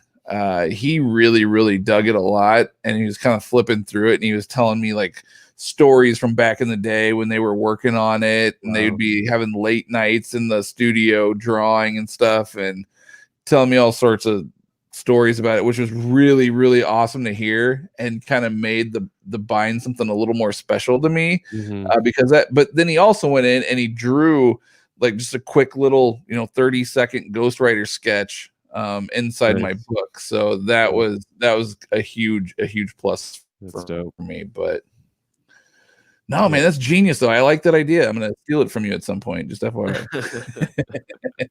I think that's a really smart idea. Yeah. No, I agree. Good move. Let's see, where are we at? Jared, I actually don't hate those earlier movies. That 3-hour version is leaps and bounds superior, and obviously Wonder Woman has been gold. Yeah, man, Wonder Woman 84 looks pretty solid. I know we've kind of touched base a little bit on it before, but I'm looking forward to seeing Wonder Woman 84. That looks pretty dope. I agree. Trips, I do think the library editions. Oh, when you were gone, I was talking about how good Dark Horse's library editions are. Oh yeah, are really some of my favorites. I like Omnis, really love Absolutes, but library editions look so good on the shelves. Yeah, and they're superior builds too. I mean, the quality is really, really solid at a reasonable price. Very reasonable. Very, very. I think cover is what, 50? Yeah, it makes you wonder why those Absolutes are as much as they are. Because they got to pay for that cardboard slipcase. True. David, first time catching you guys live. Hey, thanks, man. We appreciate it. You probably miss it, but we're gonna be doing this live next Monday at 9:30 p.m. Central Standard Time. We're gonna be doing an interview with Gem Mint and his wife Fee. So we're looking forward to doing that. The only reason why I can tell you that is because we've already scheduled it. Otherwise, it is hard to catch us live because we never know when the hell we're going to be live. It's sort of like, hey, you free? You free? You want to jump on? Let's do this. So yeah, but thanks. We appreciate it. I'm just getting started on hardcovers and trade paperbacks. I asked him. He said he ordered a bunch of trades for Daredevil, and I asked if he was getting the epics. Yeah. So, I will say, if you're getting just like the standard hardcovers, the Mark Waid run of Daredevil and those like deluxe hardcovers, I think there's 5 of them that you can get that collects the whole run. I highly recommend them. The reason being is they are gorgeous. Like the way that they put them together, they have graphic covers, and each graphic cover is like a wraparound kind of cover, and they're completely different ones. Like one features the Punisher, one features Daredevil, and they're like these really gorgeous when you take the dust jacket off. They're gorgeous. Gorgeous. And I actually prefer those over the Omni. So if you are collecting those, get the deluxe editions for those. They're incredible. And they're cheap. Last I knew, you could pick them up for like maybe $10 or $11 a book, give or take. So JT Gamer, have a good night. Yeah, man, take it easy. Thanks for joining. For me, Wonder Woman has been the best DC film so far, plus Aquaman and Shazam. I'm on board with all three of those. Yeah. Mm-hmm. Yeah, me too. Hopefully the next slate of DC films from WB DC will continue to be better. Just make good films. That's all. Yeah. We'll see what happens with the Batman. We'll see what happens with Birds of Prey. So I kind of want to touch base on this. They released a new trailer for Birds of Prey. Have you seen the new trailer? Yeah, I thought it was a little better. I mean, it still should just. I agree.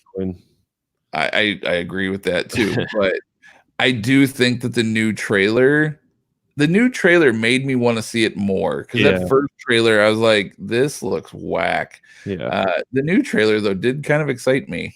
Yeah, not bad. I'm still on the fence about it, but I'll end up seeing it anyway, and whatever it is, it is. I'm on the fence about the character designs, like the Huntress and right. Like that. Yeah. I wish they would have been a little more true to the comic, but what can you do? It's better than nothing, I guess. Yeah. I don't have many signed or graded comics. All I have picked up from Second and Charles. Man, I don't have one of those around here. Which I love for pretty cheap. I got a Darkness #1 signed by Ennis. Nice. Wow. And Infinite Crisis #1 signed. I have I had a Darkness #1. It was like not the first one, it was like the rebooted one where Phil Hester did the art, and it's a variant cover. I do have that signed by Phil Hester. That's pretty nice. But that's really all. And then I have like 2 graded issues of Valiant back there. I have the first appearance of the first appearance of Ninjak, and the first appearance of Rye is what I have graded back there. But so yeah, I don't really have much either. Yeah, I don't have anything graded. However, after March, I am gonna have my Hitman custom bind set that I recently purchased. I'm gonna have those signed by Garth Ennis. Damn, super stoked about that. And I'm gonna have Mike actually design some really dope fucking dust jackets for it that I'm super excited about, because I'll bust out the booster golds in case you guys haven't seen the video here in a second. I'm so proud of these things. I didn't even design the damn things. Mike did a killer job. I messaged him right when I got him, and I got him around the books, and I'm like, you fucking outdid yourself on these ones, man. These booster golds are sick. So I'll show you guys those here in a minute. But let's see, where are we at? Oh my Lanta, we missed a lot. Okay, here we go. Sorry. Tripsies in a random issue, a book signed by Mark Wade, all from the Second and Charles for real cheap with certificate of authenticity, and a first 9.8 graded book for $15. Dude, I need to go where you go. I don't have a Second and Charles. I have a half price books. That's about as close as I get. I ordered the first volume of Daredevil by Mark Wade in hardcover. Okay, so you're going to see what I mean when you get it then. Take off that dust jacket, and you're going to see that amazing cover art. And they're simple. It's simple. It's not busy. There's not a lot of background, but they're amazing. Love it. Very nice. Ready for Lock and Key on Netflix. Oh, yeah. Did we see the trailer? We did see the trailer.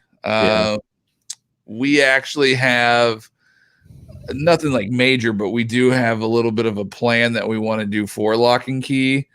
So Lock and Key is one of our favorite comics of all time. I know I can say it's in my top 3 for sure, maybe even top 1.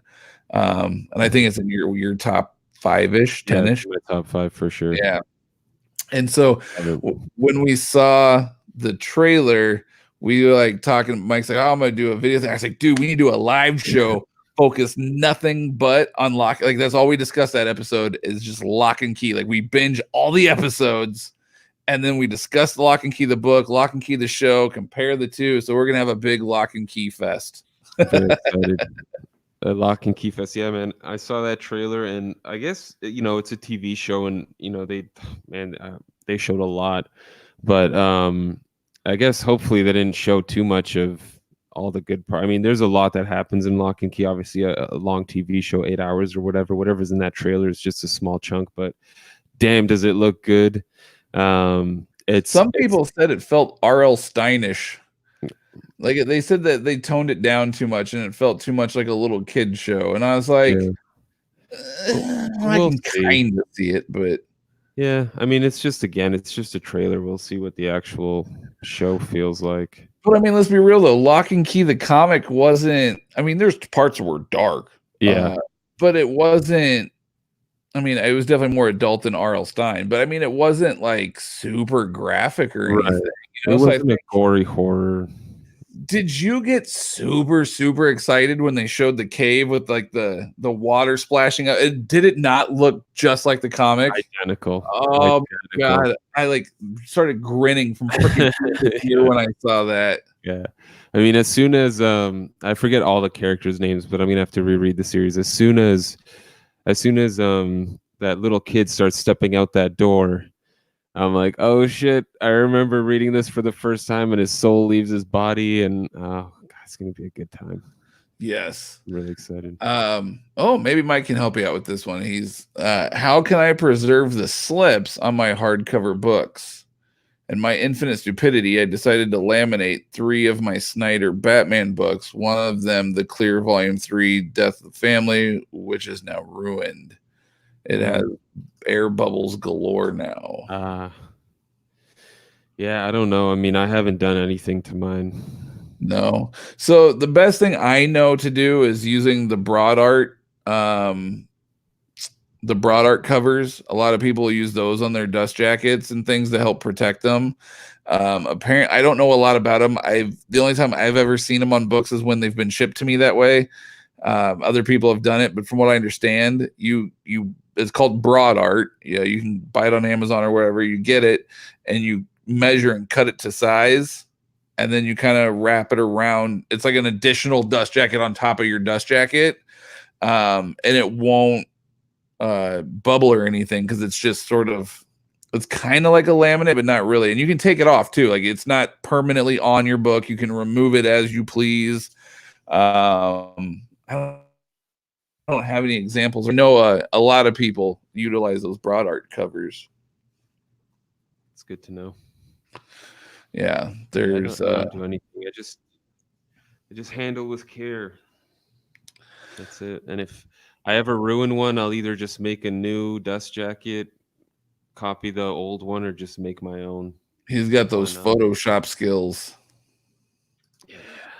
Superman, I just hope WBDC can make a good movie about the Man of Steel again.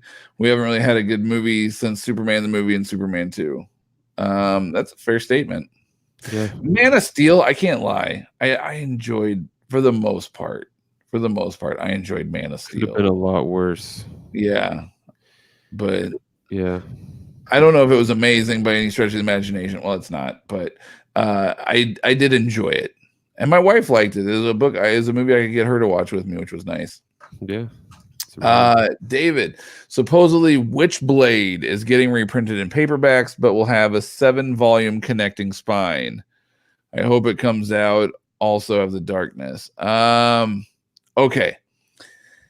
That I want it because what I did was because as you probably know, the Darkness Compendium Volume 1 is long out of print. When we actually talked to Matt Hawkins a couple years ago, there was no sign of it ever coming back into print. So what I did was at that same con where I ran across Matt, I actually bought the trade paperback compendium for Volume 1 of the Darkness from a seller for like, what did I buy that for? It was cheap. It's like $30 or something. Yeah, something like that. If that. And I showed it to Hawkins, and he goes, "Oh," he was looking at it. He was like flipping through it, and he goes, "Oh, this was the crappy bind that we did." He goes, "Be careful with this book because it's gonna fall apart." He goes, "Some binder we used in China, they made crappy versions of it." He goes, "So be careful with this." And I go, "Oh, don't worry about it. I'm actually binding it into a hardcover." He goes, "Oh, that'd be cool." So I ended up sending it into Heroes Rebound, and they did a custom bind hardcover from the compendium one. So now I have volume 1 and 2 compendiums in hardcover, but volume 1 is a custom bind that I did from that. So I was hoping that I would be able to find some Witchblade compendiums, because I obviously I want those to go along with it. But every time I find them, they're either like in really horrible shape or they want more money than what I'm willing to pay. So right. When I read your comment about them getting reprinted, I was like, oh, that'd be dope. But then you said it's going to have a 7-volume connecting spine, which that could be sick. I don't know if I'd want to bind those. Like those look dope by themselves. So I'm torn now. I don't know how I feel. Yeah. Have you ever read The Darkness or Witchblade? I read a little bit of The Darkness, no Witchblade though. It's good stuff, man. Yeah. If you're into that kind of, well, you know me, but if you're into that stuff, it's good stuff. Right. Did you guys see what Jared Leto as Morbius looks like from the leaked picture? Apparently the Sony deal allows them to reference MCU. I saw it. It's not the best quality, but I did see it. Did you see it, or are you pulling it up right now? Pulling it up now. I saw like the light flashing, and right. I wonder if he's pulling it up. Okay. So I dug it. I thought it looked really dope. However, there's a lot of haters out there, and there's people commenting and saying how, it looks like, especially the teeth, they look like a Spirit Halloween store, like knockoff teeth and things like that. I didn't think so. I thought they looked pretty dope. Yeah. And that's not the finished product either. That's a leaked set photo. Like that's not like they could still go in post-production to like edit the teeth to make them look more whatever, so who knows? But I thought the makeup looked sick. I was actually pretty impressed with it. That looks really cool. And I mean, these things, most superhero costumes, I think, look kind of cheesy in stills, but once they're moving around, I can't. I mean, that looks really good. That makeup looks great. The teeth, I can see it a little. Maybe it looks like they kind of could have. They're a little too. Like they're not in. Yeah, like they're maybe not even in place 100%. But correct. I mean, it's a glimpse. It's a small little glimpse. But that nose, dude, they nailed the nose, because that's like one of his like distinguishing features is his nose, and they freaking nailed it. Yeah, I mean, yeah, the forehead's powerful. Yeah, the nose is great. Let's see. I am happy we're getting a new Superman TV series with Superman and Lois Lane from the CW. We are? I didn't know that. I know that Tyler's been playing Superman for a while now and whatnot. And I know like they've been in the crossovers and Supergirl and all that fun jazz, but I didn't know they were getting their own spinoff. That's kind of fun. Yeah. Yeah, he's the one that everybody was talking about. Superman had a nice butt. Did you ever see those stills where they compared Captain Marvel to Superman, and they were like, "What's wrong with this?" So I thought CW is going strong. They are. Well, I mean, Arrow's ending, so they got to come up with new stuff. So Supernatural's ending, Arrow's ending. Like they need new blood. Wow. The trailer for Morbius is supposed to come tomorrow. Really? They're gonna do a trailer already? Huh. If that's the case, we will have to check that out for sure. Absolutely. I've read the first 3 volumes of the Master Editions. I'm assuming you're referring to Lock and Key. It was great. I think I'm going to finish 2 and 3 this week to get ready for you got to be talking about Lock and Key. Yes. The I got all 3 Master Editions too. By far the most epic way to collect them. I would say the most epic way to collect them is those huge oversized editions that they did. The problem with that is, though, there's supposed to be like 6 or 7 in total, and they only ever made 2, and then they quit making them. So unfortunately, that's not the greatest way. If they would have finished making them, it would have been amazing. But since they didn't, the best way to collect them is the Master Editions. Yeah, they were working with tons of extras and all sorts of cool stuff. Yeah. Beautiful volumes. The maps and stuff in the back and the dude. I think they did some interviews too in the back, like written interviews. And some like real photo references, and and all that stuff. Like for instance, we were talking about the cave and stuff earlier. That was based off a real photo. So I almost wonder if that's the actual cave from the photo, because like it looked identical. Like I got so excited, and I'm like, oh my goodness. So I hope that I wouldn't be surprised. Let's see here. It's shocking we have only had 2 Superman shows since the 90s, Lois and Clark in Smallville. Yeah. So I think here's the thing. Superman, he's the sort of like flagship character of DC, right? Like he was like the first, but at the same time, he's not the face of DC. Like, let's be real. The face of DC is Batman, probably followed at this point by Wonder Woman. Mm-hmm. I mean, those are really the faces of DC. Superman has kind of gotten the short end of the stick. Yeah. Would you agree with that? Yeah, I'd say so. I think a lot of people are bored with Superman. Well, it's because the problem with Superman is that he's too, I guess you could say, overpowered. So you have to have a really amazing writer to come in and write something that's going to be epic for Superman. And it's been done. There's been some amazing writers that have done it. But I think that's why I just think Superman is such a hard character to write. Yeah. Yeah, no, for sure. I mean, the weird thing is you'd think a character like Thor they would struggle with as well, but I mean, we're getting a 4th Thor movie with Christian Bale potentially in it. But they took an entirely different take on Thor though than what you see in the comics with the humor and stuff. Right. I mean, they kind of did that Walt Simonson thing, and then they were like realized, hey, humor works, and they sort of ran with it and completely changed the character. Yeah. I feel like with Superman, it's a bit tougher too, because you have to sort of keep him on Earth as well, and I don't know, unless you're taking him out to space, I don't know if there's going to be too much on Earth to bug him with. And there's only so many times you can do Lex Luthor before people are, done with that as well. Yeah. Yeah, which is why I think Smallville worked so well, because that wasn't Superman. That was more of a up and coming story of Clark. And so I think that's why Smallville worked so well. Not only that, but Smallville was really the first superhero show and for the modern era, you know what I mean? Right. And it was a unique take on the character, which is why I think it worked out so well. Yeah, maybe with Superman, they should just go and do like a Legion of Superheroes type thing. Yeah, I mean, they got Legends of Tomorrow. They might as well do like just get him. Yeah, like like you said, like a Legion. So that could be fun. Yeah. That way you're, maybe even take it into the future a little bit and have some fun with it.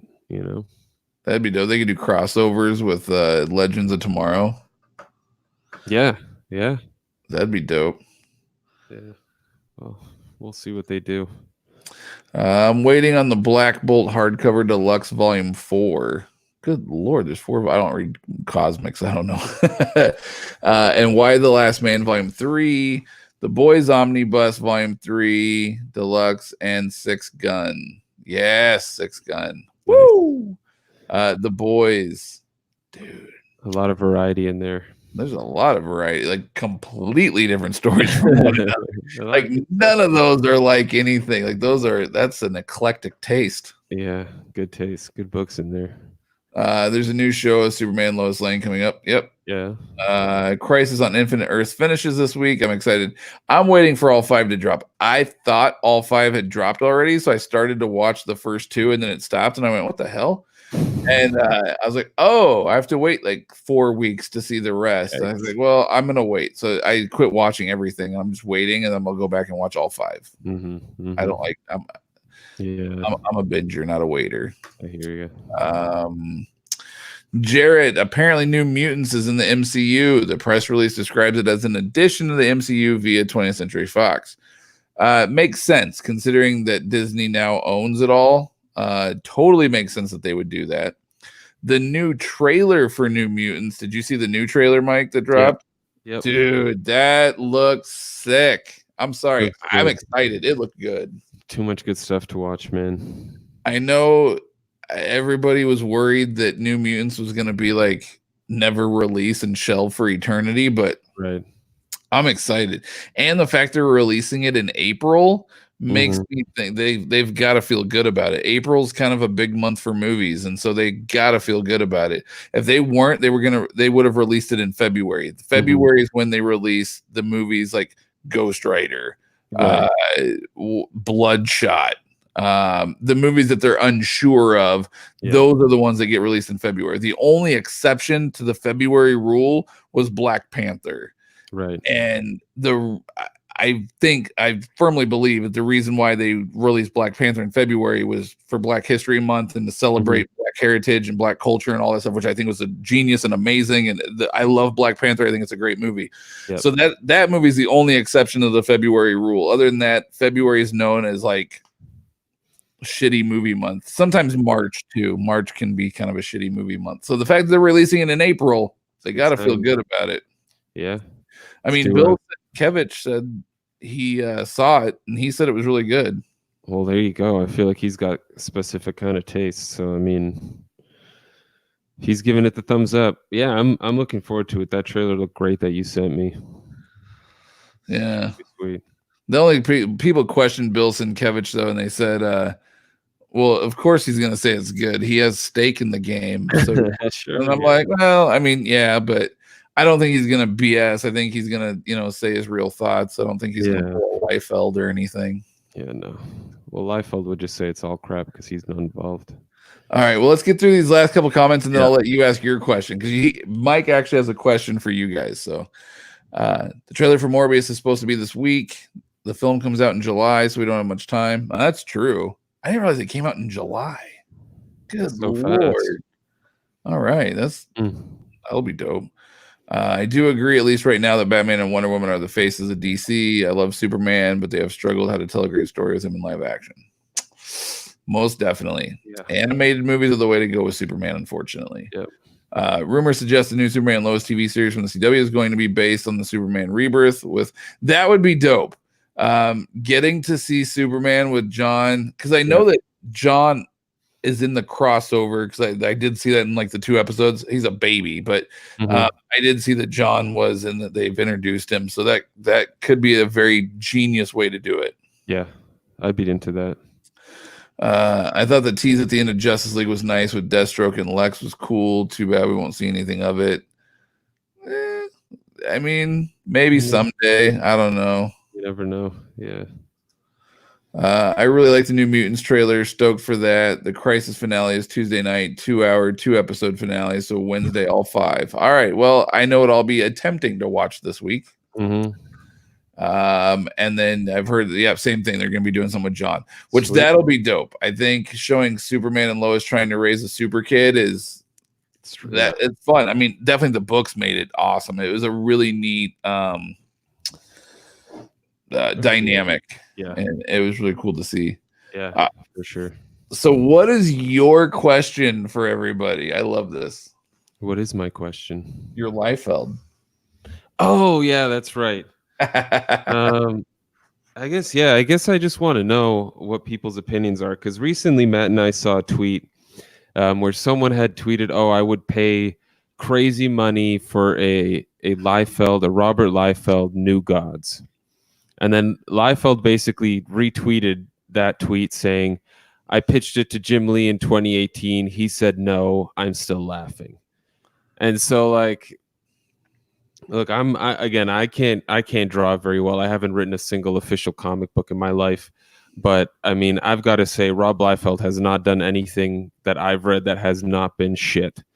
So I am wondering, are there any Rob Liefeld fans that watch this show, that watch any of our videos at all? Like, what makes someone like Rob Liefeld? I need someone to sit down with me, have a drink with me, and just tell me what it is that they like about Rob Liefeld, because I'm not getting it. Clearly, whatever Rob Liefeld sees when he looks at one of his own drawings or his own scripts or himself in the mirror is none other than, sculpted by God himself. So I mean, I really need to know what the hype is all about. For anyone that's a Rob Liefeld fan, what is it about him that you enjoy? Because I'm floored by this. He's, Jim Lee's denying him. I get it. Rob Liefeld's laughing about it. I'm just amused by the whole thing, and I don't get it. Even Stan Lee, years ago, like early 90s when Rob was just a kid, Stan even like kind of punked him. Do you remember seeing that? It was Todd McFarlane, Stan Lee, and Rob Liefeld. They're all like hanging out together, and Stan was, I think, interviewing them or something along those lines. It was like an early 90s interview. Okay, yeah. And Todd's talking, and Rob starts to jump in, and Stan says something like, "Hey, the adults are talking right now." He's like something along those lines, and I'm like, "This is great." He got punked by Stan Lee. Yeah, I mean, I don't know if I'm just not reading enough of Liefeld's stuff. I mean, he had that recent title. What was it? What was it called? Major X. Major X. It looked like a cross between Cyclops and like what makes him think he's such an amazing dude? He must just have this small echo chamber on his Twitter that just keeps pumping him full of, "Oh, you're the best. We love you, Rob. We love you so much. You're everything." Yeah, I mean, that dude's got, he's so far up his own asshole. He's looking out his own mouth. Okay, so I'm torn because I've heard a lot of people say that like if you meet him, he's like super nice and he's like one of the greatest guys and blah blah blah, and that may very well be. Yeah. I know that the interactions that we have had with him, which were very tiny and years ago, but like that shit seems to stick. Like apparently he doesn't forget grudges from what I've heard. Like Kevin Smith said something about him years ago, like back like in the early 90s. And he apparently still has not forgiven Kevin Smith like 30 years later. So there's that. But like our interaction with him, someone back on our podcast, we were trying to get him on the show, and someone had told us, it ended up being bad information, but someone had claimed that they talked to him at a con and he blew them off, and then his handler like was a complete jerk. So like they relayed this to us, and I think we had tweeted it or something. Yeah. And then all of a sudden he starts coming at us, and like it blew up like over. Like I woke up the next morning and we have like all these like notifications from our account. Like, what the hell is going on? But it was interesting to say the least. It ended up being bad information, and so we tried reaching out to him ever since, and we're like, well, come talk to us then, come talk, and no response. It's almost like he didn't block us. He is known for blocking people. He never did block us, but he was just never. And apparently someone said the same thing with Kevin Smith, that like Kevin said something bad about him once, and he's never like come on or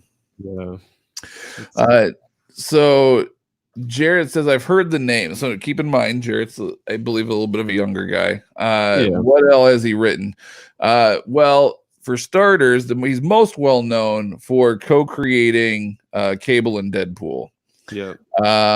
But keep in mind, the Deadpool version that he created is not the Deadpool that you know and love today.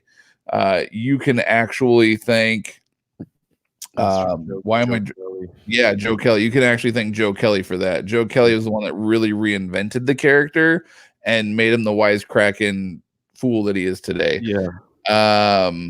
Otherwise, he's like evidently 90% of the characters Rob Liefeld makes, like Major X and any other stupid thing he's made.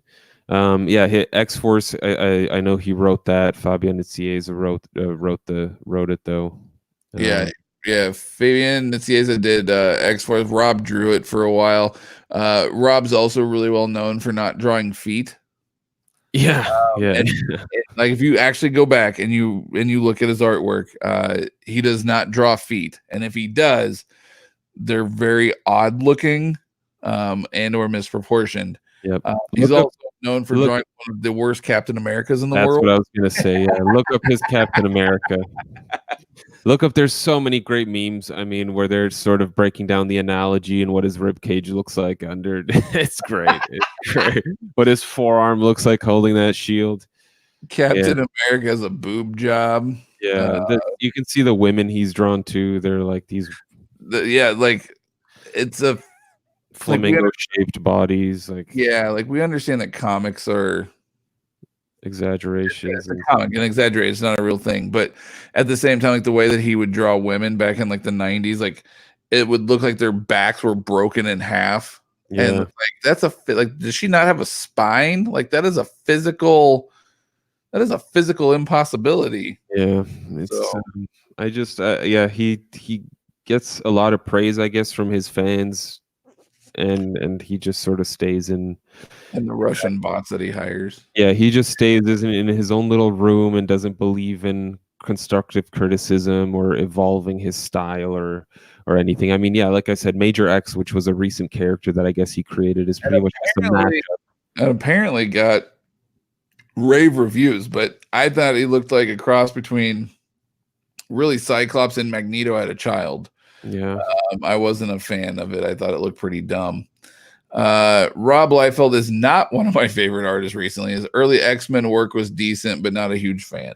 Yeah, he did a lot of stuff in the early 90s, like X-Men, X-Force, all that kind of stuff is what he's kind of known for in his large ego. So only thing I've liked I saw Rob was his reaction when he saw the Venom Pool character figure at a con. It was pretty cool, but that didn't last long either. Then I got nauseating. Yeah. I will say this about Rob though. Apparently, and I do think this is really cool, and I wish more people would do this. Apparently, when he goes to cons, he'll do like they're fairly quick sketches, but he'll do like 20 sketches just randomly in his notebook. And he'll rip them out of his notebook and he'll just randomly place them in various places at the con for people to find. And I think that the fact that he does that is amazing. I think that is super, super cool and really unique and is kind of a really neat, like little fan interaction thing. So that is cool. I do respect that. Yeah. He's the co-creator of Deadpool, New Mutants, Deadpool and Cable. And the Heroes Reborn stuff. Like a big breast cap. Let's not forget. Yeah, tough to forget that cap. Yeah, big breasted cap. Yeah, that's the cap that haunts my nightmares. Cable Deadpool. That's what it probably was. Did he have any hand in the Netflix? No. Nothing like that. No, he had no hand in those. I don't think anyone would let him near them. What you're probably thinking of though in regards to Netflix, he did I don't know whatever happened to it. I don't know if it's still ongoing or if it fell through, but Rob, he also created Young Bloods, which was like an Image title back in the early 90s. And Rob apparently had a Netflix agreement, which is probably what you're thinking of, where he sold, was it Youngbloods? I think it was Youngbloods to Netflix. And they were supposed to be making, I believe it was Youngbloods. I could be wrong, but he did have some sort of a Netflix agreement. And I think, like I said, I don't know if it's still ongoing or if it fell through or what happened, but I do remember he was going on and on about this Netflix agreement that he got. Wah, wah, wah. But let's see where we at. Yeah, I'll admit I'm not what you would call seasoned with this stuff. That's fine, man. Not everybody. Fuck, I'm not seasoned in a lot of this. It's fine. My only Marvel knowledge is enjoying the MCU, really, that and Spider-Man, Venom stuff. That's all you need, man. Whatever it is you enjoy, that's all you need. Who cares about everything else? I don't know jack about Cosmic because I don't care about it. Whatever you like, man, go for it. Really, and I think Rob also did some Hawk and Dove stuff at DC. Did he? Yeah. Wow. Hawk and Dove, and then I think he also did Hawkman in the New 52. I think he drew that. Not for long. He also is not known for long term. Everything's short term with that dude. Rob has also said on Twitter a lot of recent comics have been awful since 1999. But again, that's his ego talking. Yeah, I would agree with I'm pretty sure that when the new X-Force #1 came out, even though most people loved it, he said it was pretentious and all this crap. I mean, he'll say and do anything that'll keep his name in the public eye. Yeah. Major X. Yeah, there you go. Deadpool with a Cyclops visor. Guess it was Cable's son or something like that. Maybe I heard. I don't know. I didn't read it. I might have to check it out. I don't know. Just yeah, I remember when it came out. I went, "That is the dumbest looking character." And then Major X, like that was like the best name that you could come up with. Yeah, like that seriously sounded like a character made in 1991. What's next? Like out of all the character names that you could have come up with, and Major X, like. That took a lot of trying, a lot of late nights, I'm sure. Standing up, storyboarding, brainstorming. He went to a superhero name generator and put in his own name and was like, "What would my name be if I was a superhero?" It came to him in a dream at night, and he just had to write it down before going back to sleep again. God forbid he forget it. It came back as like Sergeant Y, and he's like, "No, it's got to be what's better than Sergeant. I know a Major X." Yeah, with his who knows what the next character will be? Captain Cable, Captain Wire. Look how easy it is. Yeah, Captain Wire, Captain Wire, Captain Conduit, Captain Satellite. But yeah, he's also well known for. I mean, obviously, he's a co-creator of Deadpool, like the design and the look and blah blah blah blah blah. He'll say that he is the creator of Deadpool. I don't think he necessarily likes the term co-creator, from what I understand. But the other thing too is it's been highly debated over the years, and everybody has their own take on it. But most people that are not Rob will tell you that Deadpool was a direct parody / ripoff of Deathstroke from DC Comics. So you have Deathstroke, whose name is Slade Wilson. That was Deathstroke's name, right? Deathstroke, Slade, the design, the mercenary, all that stuff was all Deathstroke. Yeah. He designs Deadpool, Deathstroke, Deadpool. Okay. Instead of Slade, it's now Wade Wilson. And the color scheme, the design, the mask, all that kind of stuff was very similar.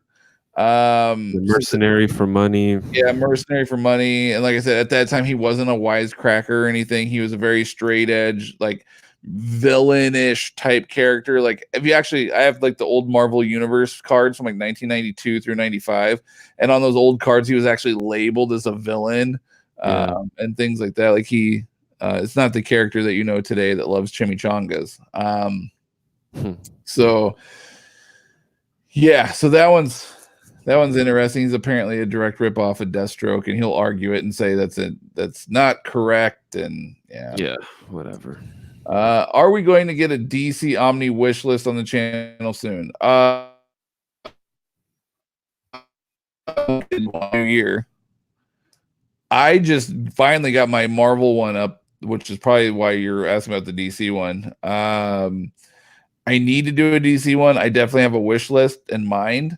I just haven't had the time to do it, unfortunately. Creating those videos, I'm not super savvy, so it takes me a little while longer than most people, and I just haven't had the time, unfortunately. But at some point, yes. But Mike did do one, so if you're curious about it, Mike did do one. He releases Marvel and DC ones kind of back to back. Yeah, I've been trying to make part twos, but yeah, like you said, it takes time, and I want to make sure I've actually read some. There are some runs I wish would come out in Omni format that I've never read before. So if I'm going to do a video, I'm trying to get a little bit of background info, read, a handful of issues before I start talking about them. Agreed. So Liefeld is Marvel's Alan Moore equivalent. In terms of ego, yes. Yeah. In terms of contribution to comics, no. Alan Moore is by far the far superior individual in that regard. Yeah. But in terms of ego, for sure, that is correct. Yeah. He followed that up with, they both whine about comics within their respective companies. Yeah. Yes, that is correct. I don't think he has had any hands in anything or feet by that matter. He don't do limbs or anatomy that well. All I can say is anything, because I'm no artist. I agree. I can't draw either. Me too. But yeah, I also, like you said, I don't put myself out there trying to be an artist either. I'm cutting out ads. I'm watching y'all. Liefeld also refuses to sign a particular Spider-Man comic because it has Major X in it that preceded Major X, and he gets hella pissed because it's technically his first cameo. I never knew that. That's fantastic. That makes it even better. I never knew that. God, what a loser. That is hilarious. Man. Oh, that's funny. Oh, you can't compare more, but he clarified himself. We knew what he was referring to.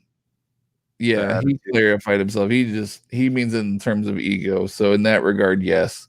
I will say I do think Alan Moore would not sort of let his fans stroke his ego as much. No, Alan Moore doesn't even like people, I don't think. Yeah, so Alan Moore would probably not fall into the same category because Rob is just like, oh yeah, give me that love, man, give me that love. Yeah. All over the face, neck, and chest. Yeah, no, not on the feet. Not on the feet. Take that, feet.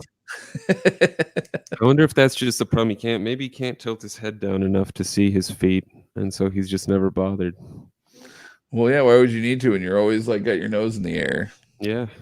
Maybe he doesn't know what feet looks like. Jumping forward so your feet don't show. Maybe he was born with a silver spoon in his mouth.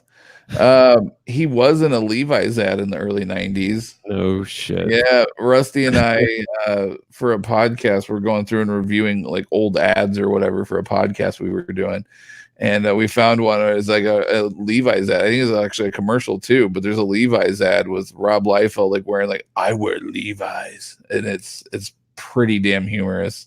Wow. Yeah, I bet if you YouTube it, you could find it. It's pretty funny. I'm sure that's all I'm gonna do tomorrow. Look up Rob Liefeld ads. I am gonna try out Major X and see what's going on.